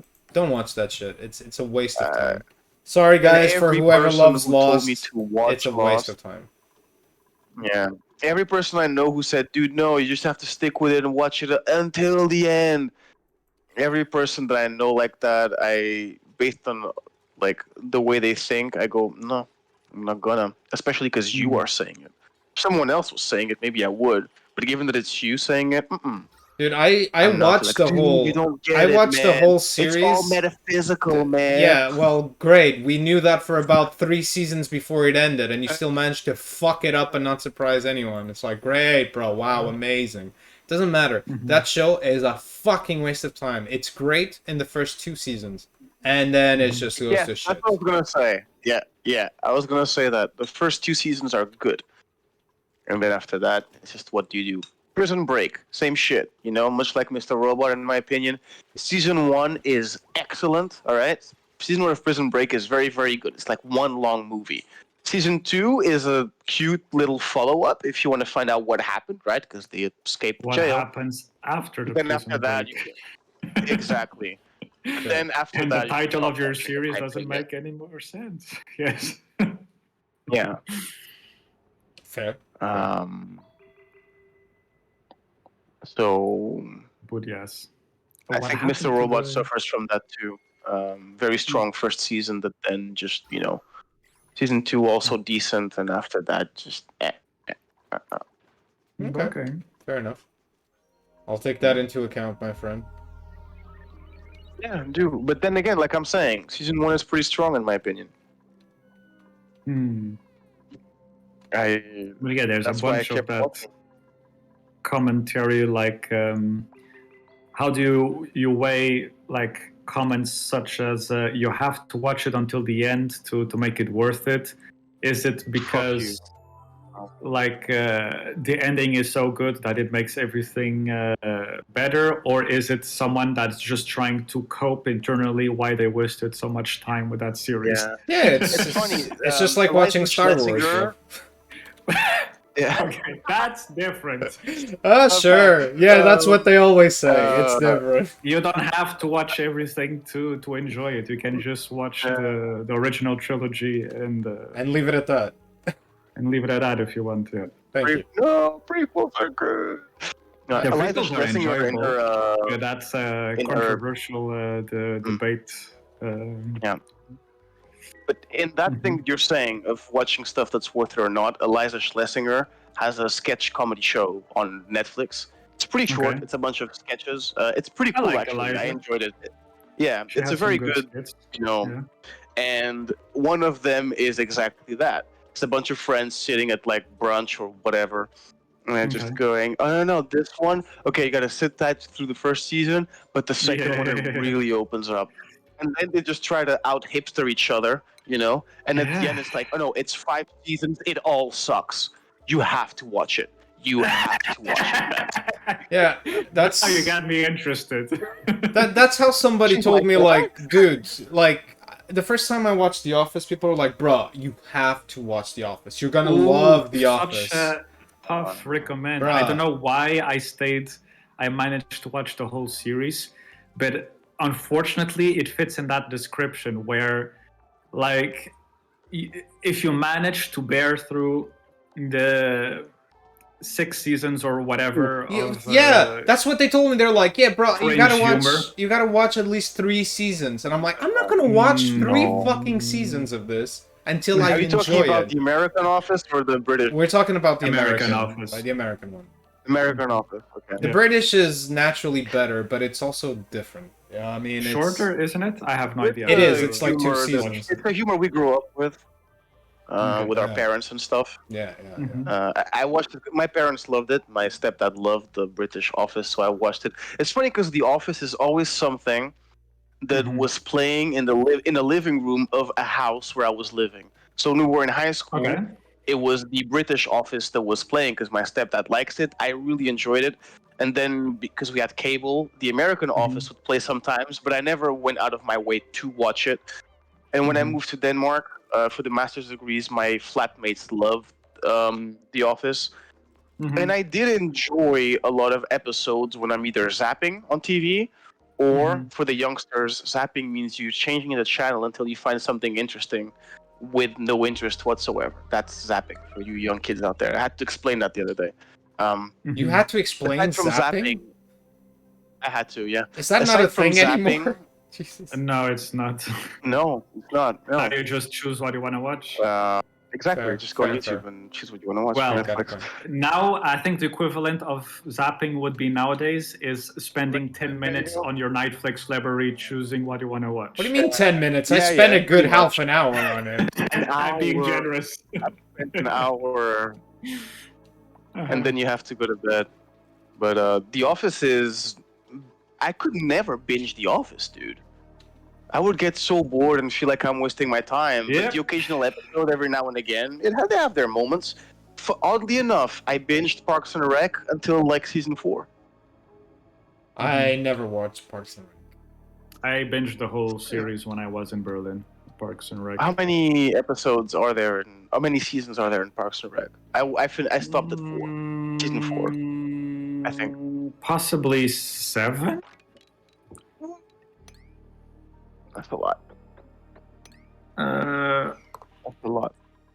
Into the But, pit. I mean, Not fell into the pit. so similar, Parks and yet Rec. how can you watch Parks and Rec and shit on people who watch The Office? Not that I shit on people who watch The Office. But Parks and Rec is Yeah. way better than The Office. Thank No you, doubt. Lolo. It's so good to hear that. I don't feel. I feel 7 less bad about seasons, myself. yeah. The characters are so much more interesting. But no, yeah, I think with Parks and Rec, season 2, 3, and 4 are super solid. Like so many other series, like it seems to be like a commonality in these type of TV shows. And then, unfortunately, like in the later seasons, you have some really good episodes, but generally speaking, those seasons don't deliver in the same way. But everything related later seasons to of Chris Parks and Pratt's Rec. character, all the it has so many memeable quotes, and John Swanson, a great character. Chris Pratt's band in the show Mouse Rat. Amazing. I forgot about Mouse Rat. Dude, so many good moments, like Little Sebastian. It's just True. The little I love it. Sebastian. Oh, It's so. it's true. So good. There's so many good moments. You're absolutely right, and the characters are very without a different doubt, from each other. One of the best, I think one of my personal favorite performances from Chris Pratt, his character in Parks and Rec, like super funny. They have so much freedom on set. Those actors, Yeah. like so many scenes can be improvised. Like they oftentimes they just put the camera rolling and they give do them the several theme of the takes, dialogue, and they just choose and whatever exactly meshes best Just in let the them moment. ad lib all the time. That's an interesting really way to cool. go at it. Yeah, I think it's you can feel the chemistry with the actors, and it's not forced, and they're not trying to make things awkward. Well, in The Office, so much of the humor is based on squeezing that cringy, awkward juice to make people feel uncomfortable, and you find that funny. And for me, that shit's not funny. Yeah, You know? Same. I agree. There's no comedic value in it, in my opinion. Well, yeah, Parks and Rec is funny. Period. You know, there's jokes and It's got things some that very you can relate clever to your moments. friends. The first season, I am going to be fair though, it does have difficulty in finding its footing. Luckily, the first season, it's the shortest of all seasons. It's just 12 episodes or 8 episodes or something like that. You can say that it's 9, but yeah. Yeah, or maybe even shorter. But it sets the scene pretty well. Still, I believe it does. It does. I stopped watching when it became too much about Leslie Knope and the other handsome dude's relationship, love story too much. I'm like, I'm dropping this. Yeah. The whole Leslie goes to Washington thing, I don't give a shit. Whatever. I like the chemistry with the characters. No, she has some good moments, thing... some good jokes as well. But I think the stars of the show is Ron Swanson, who I forgot who the actor is called. Nick Offerman. Nick Offerman. Nick Offerman. There you go. And Chris Pratt's character. Nick Offerman, Aubrey Plaza, and Chris Pratt. Aubrey Plaza has those three together. Good moments there. Yeah. Aubrey Those three Plaza together. Is phenomenal. She's phenomenal in that show. Yeah. They're all very good, and the vegan guy as well. What's his name? Played by Rob Lowe. Rob Lowe is phenomenal. He's got some good moments, in that show. But not I wouldn't put in the same range as the other three. No, because he fits so well in the middle of all those people. Like if you're it was a really good addition to the group. because he doesn't come in the first season, right? He comes in on the second or third, something. It was a very good addition, as opposed to, and it wasn't something like, let's bring a famous face into the, because Rob Lowe is very, very famous, TV, especially for the US, on TV and from TV. For us, for movies, but for them, mostly from TV. But it was a great addition. It wasn't just put Rob Lowe in it, but it's a Rob Lowe of an alternative universe who is actually much more funny than he is pleasant to be around, because the Rob Lowe's character in Parks and Rec is very annoying. And Rob Lowe in real life, when you see the guy talk and everything, he's like really good at making conversation and all those things, from podcasts that I heard. Surprisingly good storyteller. Yeah. A bit like Macaulay Culkin has the same vibe as well. Macaulay If you hear him Culkin's talk great. for a few hours straight, it's pretty good.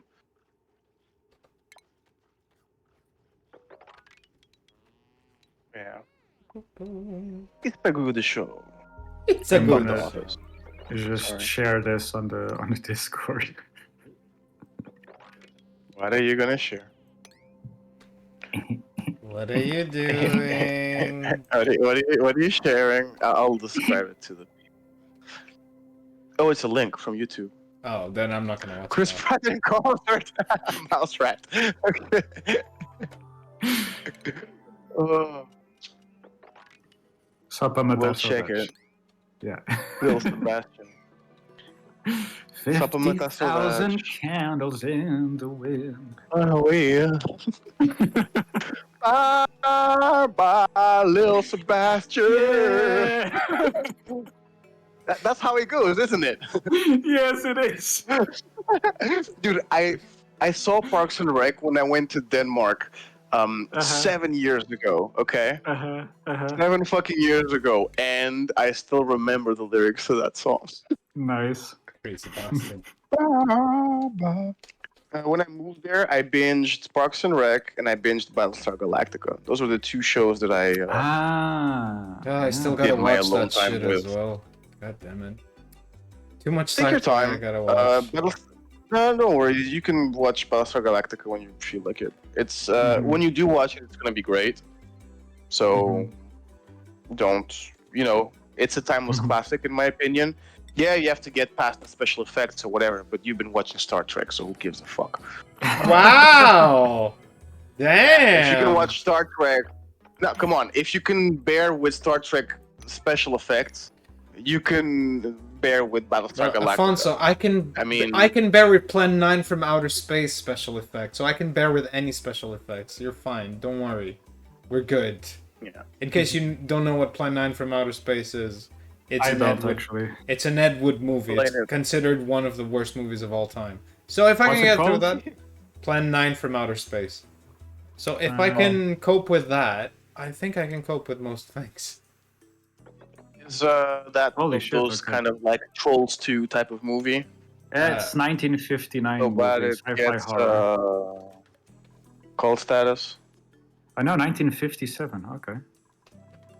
It's very bad. Yeah, it's Afonso. It's much worse. It's just it's bad all the way around, but it's super worth a watch. Later general release. Okay. It's super worth a watch. It's a classic. It's a timeless classic. It's one of those movies that you watch in cinema school to see, what you should never do in cinema type thing. Okay. But it's great. It's really good. Timeless classic. Wait, when you went to uni, you studied cinema. You didn't go to cinema school, right? I went to cinema uni for a year. If that's what Cinema you're uni asking. for a year. Yes. Okay, yeah, all right. It But has not making, since been just studying. retrospectively described as the epitome of so bad it's good cinema. Absolutely. It has been a large cult following. 100%, bro. God damn. Okay. It's one of the best. It's the best. It's really, really good. Now that's Little Sebastian. Miss you in the satisfaction. I lembras-te That's how it bem. goes. I do. Oh God, shit. Amazing. Oh, how do I remember that? Amazing. Every year or so, Miss you like in the I satisfaction. watch a That's what he says. compilation Miss of those. you in the satisfaction. But he does it so Man. well. Like he does really like he nails down the parody of that type of voice and music genre that it's very Well, he catchy at grew the up in same that time. decade too. Yeah, yeah, yeah, You yeah, know, yeah, yeah. so Sure. it's very easy. If you were a teenager in the '90s, Mhm. that's all there was in pop rock, Mhm. American Mhm. pop rock, at least around you. Mhm. Phosphorite. Abyssalite. I need Everybody was oil! trying to be, everybody trying to do Pearl Jam and Soundgarden, and they end up being Creed. Ooh, heart. Right? That is an interesting commentary. I wonder how many people get that. Okay, to quote another song from the '90s from Metallica, "Sad but Mhm. true." Da-da-da-da-da-da. Dun, dun. Metallica. Ugh. Ooh, we got some commentary up in here. Nah. It doesn't No? hurt me. I know it's. I He know it's knows. okay. He already knows. We've discussed this aplenty. Don't believe him, but it's okay. You cannot believe me as much as you want, bro. Doesn't change facts. Believe him, but it's So okay. you legit don't find Metallica? All I'm saying is I Metallica legit not don't special. like Metallica. You legit don't like Metallica? Yeah, I legit He really doesn't don't like dislike them. it, but he's like, right? It's like Coca-Cola, right? No, I legit don't like Metallica, Afonso. It's the kind of thing that if it's passing Like it? on, I will switch the radio station. I don't like it. I don't know. It's just Because you haven't listened properly, and you gotta give it. listened Listen, to you the gotta song. listen. You gotta give it 3 albums before you get into it. I'm like, bro, fuck off, man. Exactly. You gotta wait until album 5, but you have to listen to all those albums before you get to Holy 5, and shit. then Okay. it will make sense to you. Isn't it like what's his name? Frank Zappa made and the Mothers of Invention Yeah. recorded an album that is really really good. I forgot the name of the album, but story is the album is a masterpiece if you read Frank Kafka. Right. Oh. Gotcha. I'm Okay. not gonna read Kafka's book just to enjoy this album a little better. Mhm. You know what I mean? Yeah. I'm Exactly. sorry, no. No, yeah, I'm, that's exactly what it is, bro. That's exactly I did the metamorphosis just Yeah, yeah. because Mhm. you're supposed You're to, supposed to. you know, Absolutely. because you're supposed to. But otherwise, and it's a good read. Don't get me wrong. I only know You that can work interpret it a million by years. title. What's it about? It's about a dude who turns into a bug. Yeah, it's Watch the movie metamorphosis. The Oh, Fly. so It's shorter. It's the fly. Yeah. Yeah, pretty much. Great.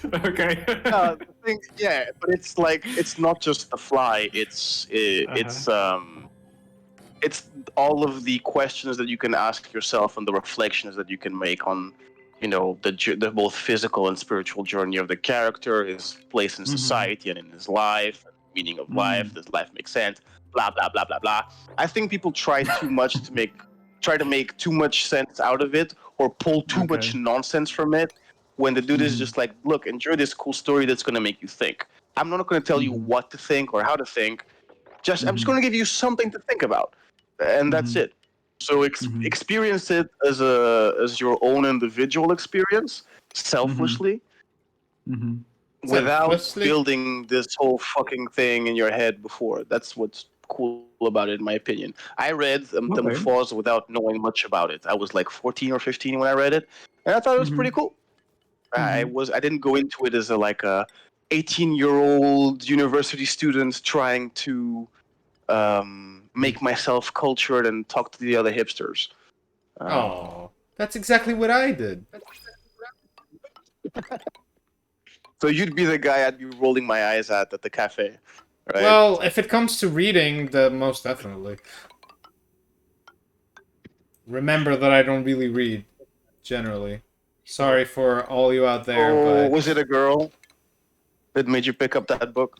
absolutely not. No, it's like you said, Okay. though. It's more like there's these books where you're like, well, you have to read this book. You know, it's there's just some things that you have to read, and I'm like, okay, that makes sense. I guess I could read a few of those. That's acceptable. You know, it's like I have a bunch of those books on my list that I have to read, not just because I have to or to impress someone, but because I feel like they are literary classics that, need to be read or seen or for whatever purpose it might be, for any purpose. It could be for just, I don't know, the reason of knowing what it is, and if someone's talking about it for referencing purposes. Doesn't matter, but they seem like they've been important for one reason or another. The same way I was talking about Plan 9 from Outer Space. It's an iconic part of, cinema. And it's really important to watch. For people as well that study cinema and for people that haven't, it's an interesting watch. It's good to have as a reference. You're saying that for people who like Portuguese literature, they should read like Eu Carolina or something like that, right? You should read. Other. It depends what kind of literature you're looking Sorry. for. For the audience, Eu Carolina is a book about the wife. It's an autobiography of a wife of the president of a football club in a country where football and politics and corruption are the biggest news all the time. And then that lady basically wrote a book. It's basically like as if, I don't know, fucking. It's like Melania. Melania. Imagine Melania Trump writes a book and it's Melania. Then it becomes a hit and a bestseller as it should. Is it something you should read? Probably not. Especially if she wrote it. No, but I mean, if you look at Portuguese literature, there's a lot of things you should read, but not, and maybe not necessarily. Yeah, and not necessarily the things you might think that you need to read because school tells you to read, like Mayas and shit like that. No, I'm not saying you have to read that shit, but if you read like Gonçalo Tavares, there's a lot of beautiful writing. Saramago is beautiful as well. There's a lot of great things in Portuguese writing. Really, really good. Everything that's not Paulo Coelho is great. Small country. I was gonna say alchemista. For such a small nation, I think Portugal does produce a lot of high quality literature. For a country of 10 million people, we still have that going on. Thank God. Yeah. The heritage that comes with it. I really think so. I think that Belgium. Well, Belgium's different because it's 10 million people split in two, so it's not a fair comparison. But Portugal does have a lot of really good literature. By the way, boys, Portuguese literature in general. I'm gonna absent myself to go to the bathroom, but you guys can keep talking because I'm gonna keep this on. And I just realized that this has been on the screen. This has been on the stupid song screen for a while. I hope not for too long. No. No? Oh. It hasn't. No. There was some game. I was switching in between our Discord and Twitch. Okay, good. During the stream. But now it's back in the game. Now it's back in the game, yeah? Okay. Yeah. I'm just gonna go absent myself because I need to go take a leak. But I'll be right back. You guys can keep talking. I'll leave it on. I'll make them walk a little bit slower just in case no bullshit happens while I'm gone. I'll be right back, boys. Keep my fellow viewers company. See you in a bit. Lolo, I finished reading the small book, The Eaters of the Dead, that I've been talking about lately. Interesting title. I have no idea what's it about, though. Eaters do you remember of the Dead. Eaters of the Dead. Do you remember that movie with Antonio Banderas, The 13th Warrior, where they go? We talked about it on our D&D session. Yeah. Yes. It's that book, but it's an account made by an Arab. Eaters of the Dead. I thought it was Eaters. No. Eaters of the Dead. Yeah, it's so fucking good. Because it's a real life account. Yeah. It's the translation of a translation of. So this is like written from the perspective of Morgan Freeman's character in that movie. No, you're mixing with. Am I mixing movies Robin again? Hood. Oh, Robin Hood. You're mixing with Fucking hell. Robin What Hood. movie am I thinking Whoops, about? Banderas. It's with Banderas. But it's a very good book. Oh I yeah, highly no. recommend The it. movie with Antonio Banderas is like also like Scandinavian or Northern Absolutely. somewhere. Yeah. Then they are It's his protecting account. some sort of outpost, and there's some sort of Yeah. like threat that seems to be almost alien-like. Am I And, remembering this correct? Or Yeah. It's basically, tribal peoples. They're not sure today what it was, but very, very likely it's disputed to this day. The remnants of the Neanderthal tribe that managed to live isolated all the way deep up north. Okay. And that part to me, I'm a history nerd. Sorry, guys. Fascinating. I read it very carefully. It's just 180 pages or 70 pages or something, but it was a very careful read for me that I really, really enjoyed, where fantasy and real life account cross and meet. Yeah, I highly recommend that for anybody who likes history and fantasy and put those two together. It's not historical fantasy, It's not fantasy in a historical setting. It's history. But there's some stuff there that people didn't understand and try to make sense out of it, obviously. And therefore attribute what they didn't understand it is fantastic magic properties. like that. Yeah. But it's still, while you read it, you make sense out of it while you read it, because we have the knowledge that we have today. But at the time that it was written, it's fantastic, and it's not just that it accounts for the game, but I think in a similar fashion, the first Senua game is supposed to be similar. In a way like that, but in this sense, it's more. Fashion. It's an account also of other things, not just the Northmen, because he crosses from Baghdad around the Black Sea first, and then he goes inland between those two periods, between the Black Sea and the Baltic Sea, right? And he has to travel through rivers and stuff. He meets people from the steppe, right? It's so rich with small, mundane details that if you like history, you're like, oh, you'll be all happy and clapping your hands that this is being mentioned, and gives a really good account from the Arab perspective, because the only account that we have of not the only, but most of the accounts that we have from Northmen and our European history are from the point of view of people who got, molested and assaulted and suffered a lot from them, right? And in this case, the guy is basically just on a diplomatic mission from the Caliph of Baghdad to go all the way north and meet this person. But then he gets a detour, because they summon him, they choose him to be the 13th warrior to go save this kingdom of Hrothgar that is all the way north. It's really cool. It's such a... I'm going to make our good friend Rico read it. We made a bet. I'm going to read next what he's reading, and he's reading next what I'm reading. So we're gonna do that. Although he's reading something that's like proper fantasy, but he said it's very good. In that sense, him and I have a very similar... Not book club, but him and I, growing up, often traded books that we were reading. We have a very similar taste in that sense. You have an idea what he's reading at the moment? It's some fantasy stuff. It's very close to Lord of the Rings and Eragon and that type of book, I would guess, but with really good world building. And that's just as much as I know from it. Don't know much else.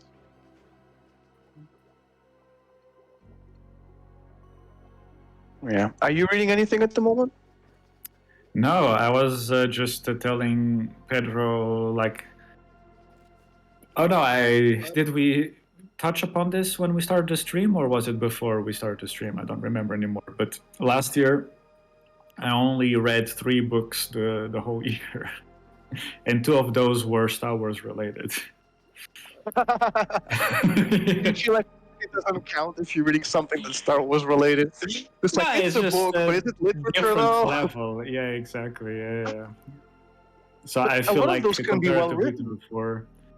Yeah, one of those was well, both of those were very enjoyable, but I preferred the first one I read, Light of the Jedi. It's this new extended series that the Star Wars franchise is trying to explore, which 300 years before the movies of the prequel starts. It's called the High Republic, when the Sith don't exist anymore and the Jedi's are at the height of their power, and the Republic is in this expansionist position and strengthening everything from the inside.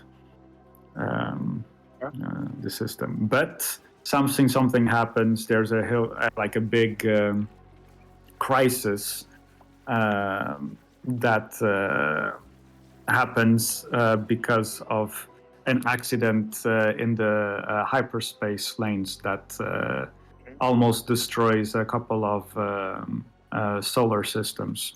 And it's very interesting how they react to it and what the result from it is going forward, and everything that is associated around it without revealing too much. How many books in that series are there at the moment? Oh, now there's a whole bunch of things. There are novels, there are comic books as well, and they're all exploring different perspectives from that timeline. I've read two of those. The first one that kickstarted the A Light of the Jedi. But yeah. Jack is like, oh, dude, I'm out for 5 minutes and they're talking about Star Wars again. Puta que pariu, man. Jesus.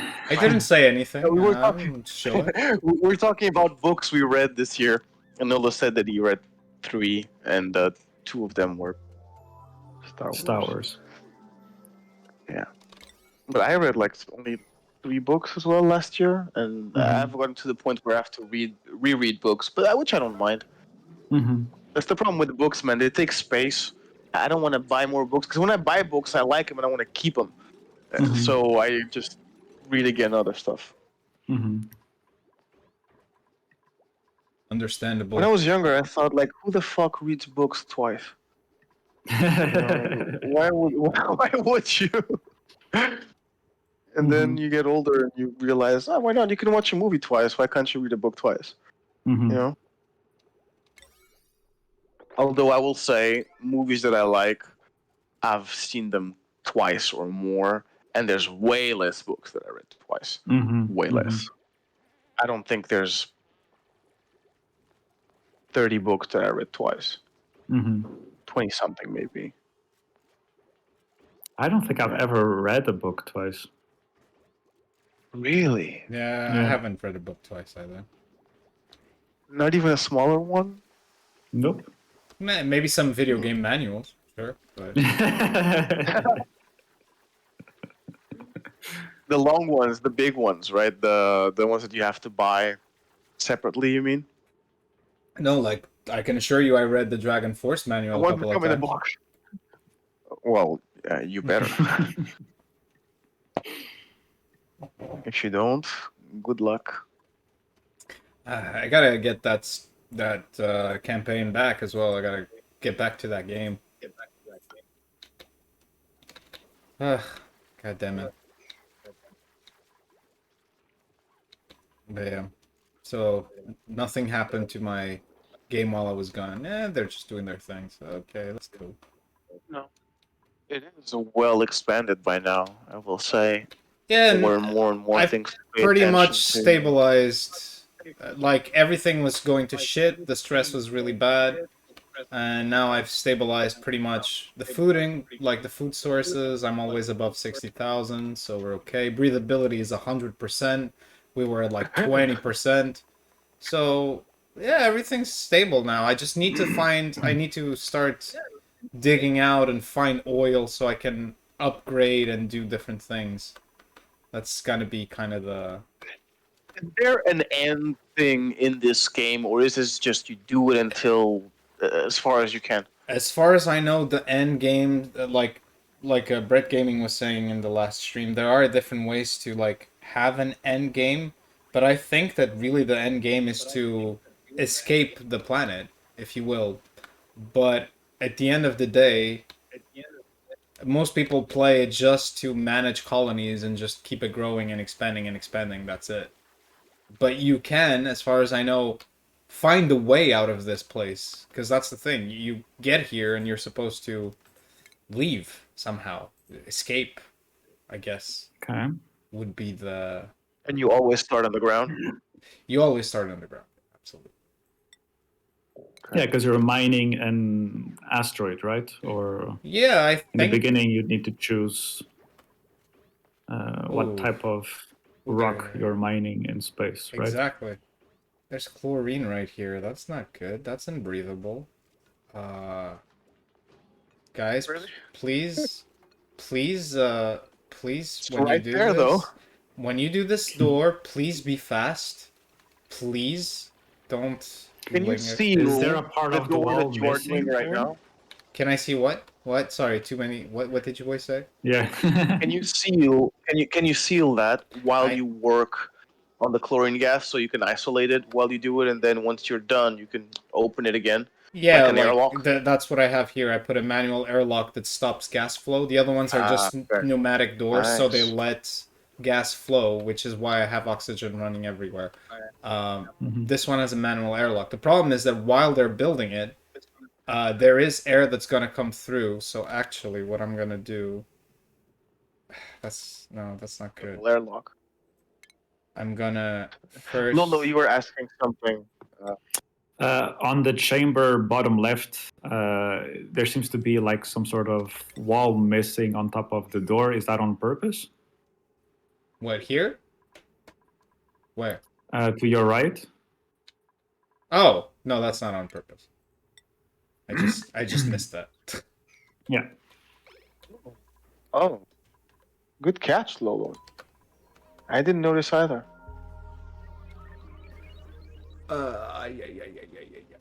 This is dangerous, dangerous, dangerous on the floor. And I'm gonna die like I've never died before. Well, I gotta say, like, I've played this game many times, and I'm comfortable enough that I got to a point where I can actually maintain myself alive pretty easily. The problem is, now I need to figure out how to expand and do things properly. And because I am not super aware of, like, the developments and things like that, it's a bit more complicated to do that because there's so many things. Like right now I'm not even researching new things because I'm thinking like I need to expand the territory before I do. Luckily I have shit tons of water. I have the recycled water here that I could always just sieve bad water and put it back to this. So I can always do that as well. So I'm kind of set. I'm okay. But I do have to activate. I was trying to climb up here and see if I can dig more materials around here. But I want to go down as well. The problem is that down I have to figure out a way not go through the water. I have to go like through here. You know what? Let me already. And shoo! There we go. Okay. Easy. Easy, that's done. Okay, build that lock. Oh, no, no, no, no, no! Chlorine! What's happening? Do it fast, do it fast! Is the gas coming through Okay, or we're good. whatever Yeah, it it is? came through a bit, but it was just a little bit. Okay. Should be okay. Oh, Although... 2 double doors. Okay. No, well, it was just whatever while that they were is. working. It was just for that purpose. I Okay. don't need it anymore. Yeah, that's fine. Oh, okay. Perfect. Gotcha. Some chlorine came in, but I think we're okay. It's alright. It's not too bad. They can survive with a little bit of chlorine. Just a little bit. They'll be fine. Just a little bit.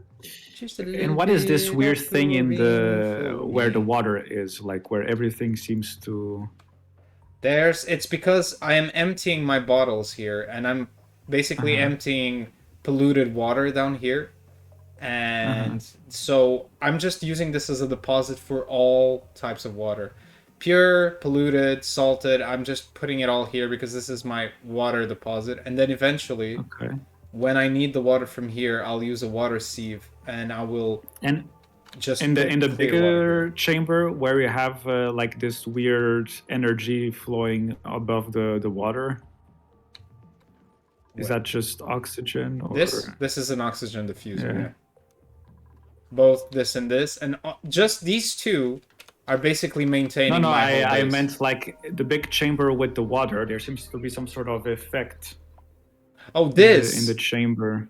Yeah, This is carbon dioxide because it travels down. carbon dioxide. So the Okay. oxygen goes up and the carbon dioxide travels down, and that's what you want anyway. Mm, So, okay. see, if you look at the oxygen thing, all the oxygen is traveling up, and all the dioxide is just going under, basically. And that's what you Interesting. want. Yeah, this... It's looking much better than before. I'm maintaining it, little by little. The thing is, we've been here for like 2 hours, and it doesn't feel like much has happened, but much has happened. Yeah, Really. you've been stabilizing and expanding Yeah, exactly. progressively. Correctamundo. So yeah, I'm gonna do this here. I'm gonna start building here as well. Do that, and Can you control the speed at which things move? yes, I do. Okay. Yes, I do. Correct. But I'm pretty much always at super fast forward, because unless you really are struggling, like right now, because everything is so under control, I don't really need to worry much about it. It's like I can just leave them going as fast as I can. At some point I should bring in more people, but I like maintaining at 6 because once... because food is, at the end of the day, even when you have a lot, the best is when you have over 100,000 stable, and I'm gonna make another farm. Once you have over 100,000 stable, that's when you can start bringing in 7 or 8 people. Otherwise, Okay. starvation is always an issue. It's a big problem, but it's the way of life, and I had to learn this the harsh way, So now I know, because so many times I die. What is this? Yeah, I just want to build this reservoir here so I can start expanding down here as well. So, like, why can't I build a ladder here? What's it? Oh, it's because there's a stupid plant in the way. God damn it. But yeah. Boys, for me, we can keep going, but how are you guys looking at things? It's been 2 hours. I'm gonna go soon, because, work tomorrow and all. Right. What's that? It's, work tomorrow. So... Classes. I still go to school, but now online. Still online. Still not on site. Unfortunately. But soon. All right. What are the subjects you're teaching at the moment? I teach just one subject right now. Okay. I used to I don't know teach your life. 4 subjects, and in uni I was teaching a bunch of them, and I had to make the whole curriculum for them. That's nice. It's great. Yeah, like, it was a lot of work, but I was really grateful that the department gave me that freedom to teach whatever I see fit. And when I moved to the primary school, it's like, to teach at the primary school is just like book, and you have to teach a bunch of subjects at the same time, because it's primary school. So I have to teach science and English program. I have to teach English. I gotta teach science. I gotta teach math. Even sports, physical activities, and things like that. It was fun, but still very much by the book. But here, no, just teaching one subject. It's called listening and speaking English. Ooh, Okay. So, I've had that. That's nice. But I have 9 groups. I teach almost 300 students. Like For this. 290 something. Okay. Yeah. And I have, Damn, of son. course, you know what's the funny thing is that I keep the curriculum diverse, not in the subject matter, not in the theme, but in the details, because otherwise it would be just insanely repetitive to me. Because I have 6 groups who are in 12th grade, and 3 groups in 11th grade. So for those 6 groups, I have to find, ways to keep everything original, and sometimes both the different groups can be working in parallel. They're all learning the same skill, but the way they're learning it might be a little bit different. Okay. So, like, to give you an example for those grade 11 students, how to listen and understand English better, let's look at different cultures that have English as their main language. So some classes we geared a bit more towards Great Britain, and especially Scottish. They really enjoyed learning about Scottish accent and slang and everything. So some was a bit more British oriented, another one was more Australian and American oriented, and yeah.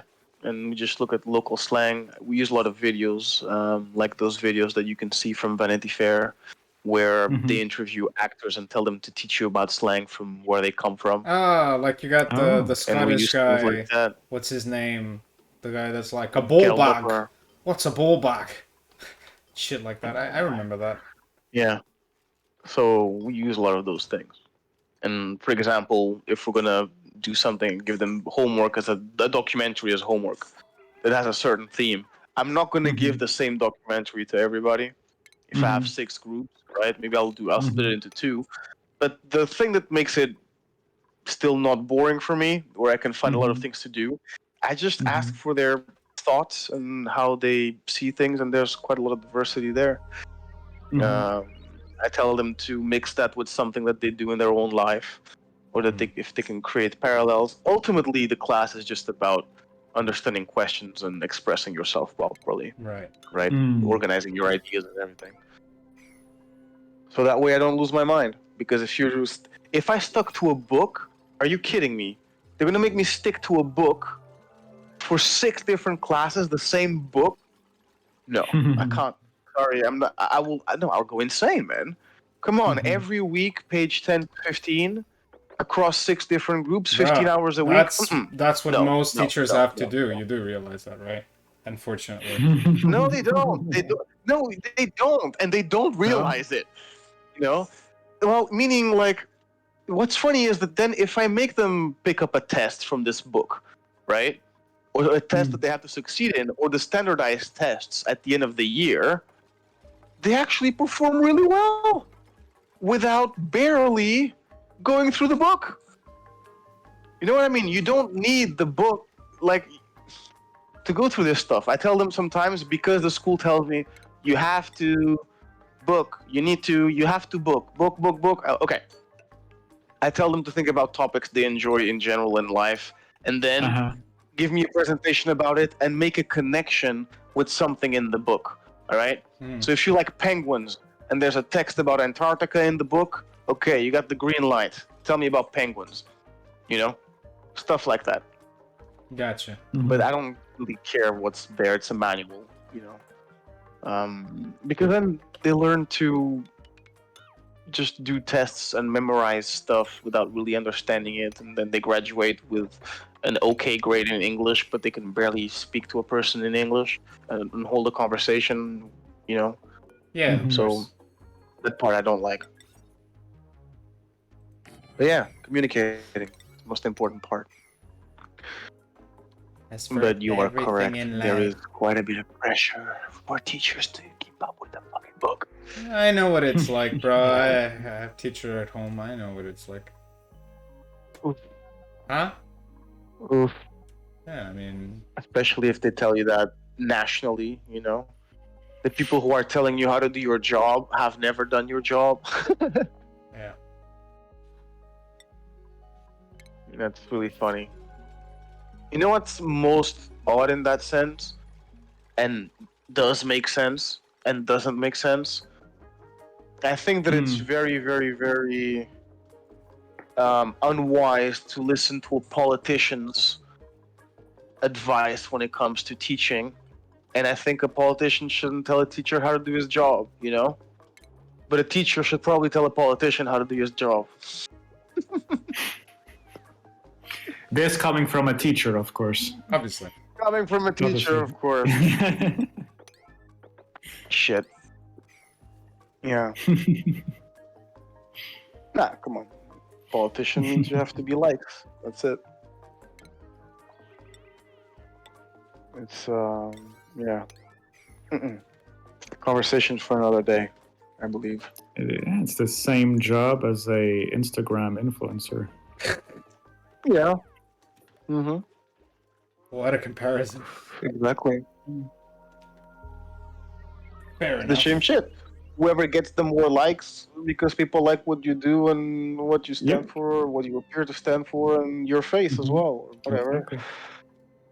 So it's not too different. How you polish your image and manage to market your image as a product in order to build a career out of it. And I'm sorry, I dragged you all into Didn't drag me nonsense into yet again. Yeah. I'm gonna stop myself right here and No. Stop There's no yourself. censorship here. There's no censorship, but self-censorship is highly encouraged.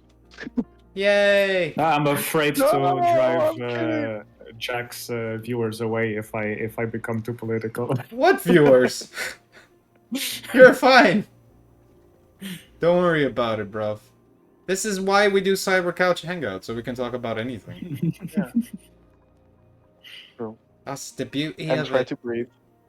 Okay. And did you say and try to breed? Is that what you said? Breathe. Okay. Breathe. I was like, try to TH. breed? I don't know that that's what I want to do. Well, we're all trying to breathe. I mean, I mean, I'm saying shit. oh man, Yeah, I feel you, man. I feel you. All trying to Can breed. you zoom out real quick so I can check how big your thing is? I can't. Speaking of breeding, I can't, unfortunately. Yes, yeah. I wish I could zoom out more, but I can't. I really want to. that's too bad. But this is the area right now. Still managing. Ah, finally, doing that pretty shit is well. pissing me off. Have you ever gotten this far doing this well? Well, in the other campaign I have, which is much more well organized, I am pretty much at the same point I am here. And actually here I have a lot of polluted oxygen going in, which is not very good. But it's still oxygen, so I'm not too worried. It's fine. So yeah, I have gotten to this point. But every time I do it now, I just get better and better at being stable. That's the key word in what I'm doing. I'm just stable. Like, now I got 3 farms going on. I added an extra dude so I can start getting more shit faster. And now, in the next part, I'm just gonna try to expand as much as I can. Downwards and upwards. And see if I can struck oil, because that's what we're looking for. We want to get the oil so we can get the plastic. Once we get the plastic, we can get suits. And once we get suits, we can go explore the hot biomes and the cold biomes, and we can make tubes. We can make tube technology to travel. So once we get the tube technology, all will be well with the world, pretty much. That's where I'm trying to get to. But it might still take some time, I guess. But we can leave it here for now. I mean, we've been doing this for 2 hours and 15 minutes.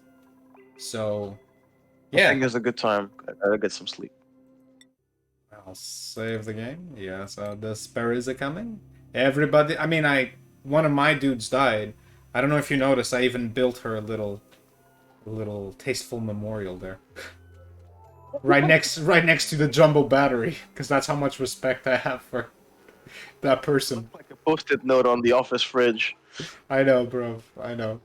But yeah. Anyway, we'll leave it here, and we'll do this at a later date. I mean, again, this is we'll keep playing this game when we do cyber hangouts. I think it's pretty chill. And when I started playing it now, I was in a bad place, but now I'm super under control already, so we're pretty much fine. So yeah, I will save the game again just because always double save. ABS. ABS, always be saving, bro. Correct. Alright. Alright. Okay, well, guys, thank you so much for joining me on this hangout. It's been great. And Pleasure. thank you so much for whoever's been watching. Big preach to you guys, and follow the Jack Reinhardt, follow Papu91, follow Dagon Keldrum, all of us on Twitch. Do follow me and Papu91 in our YouTube channel as well. Jack, Papu and Jack, no, Jack and Papu talk shit and play games. Jesus, I'm all reversed already. Jack and Papu talk shit and play games on YouTube. We're trying to deliver you some videos as quickly and as expertly as possible. So keep posted on that. And yeah, say goodbye, boys, and yeah, catch you soon. Bye-bye. Bye, boys. All right, bye.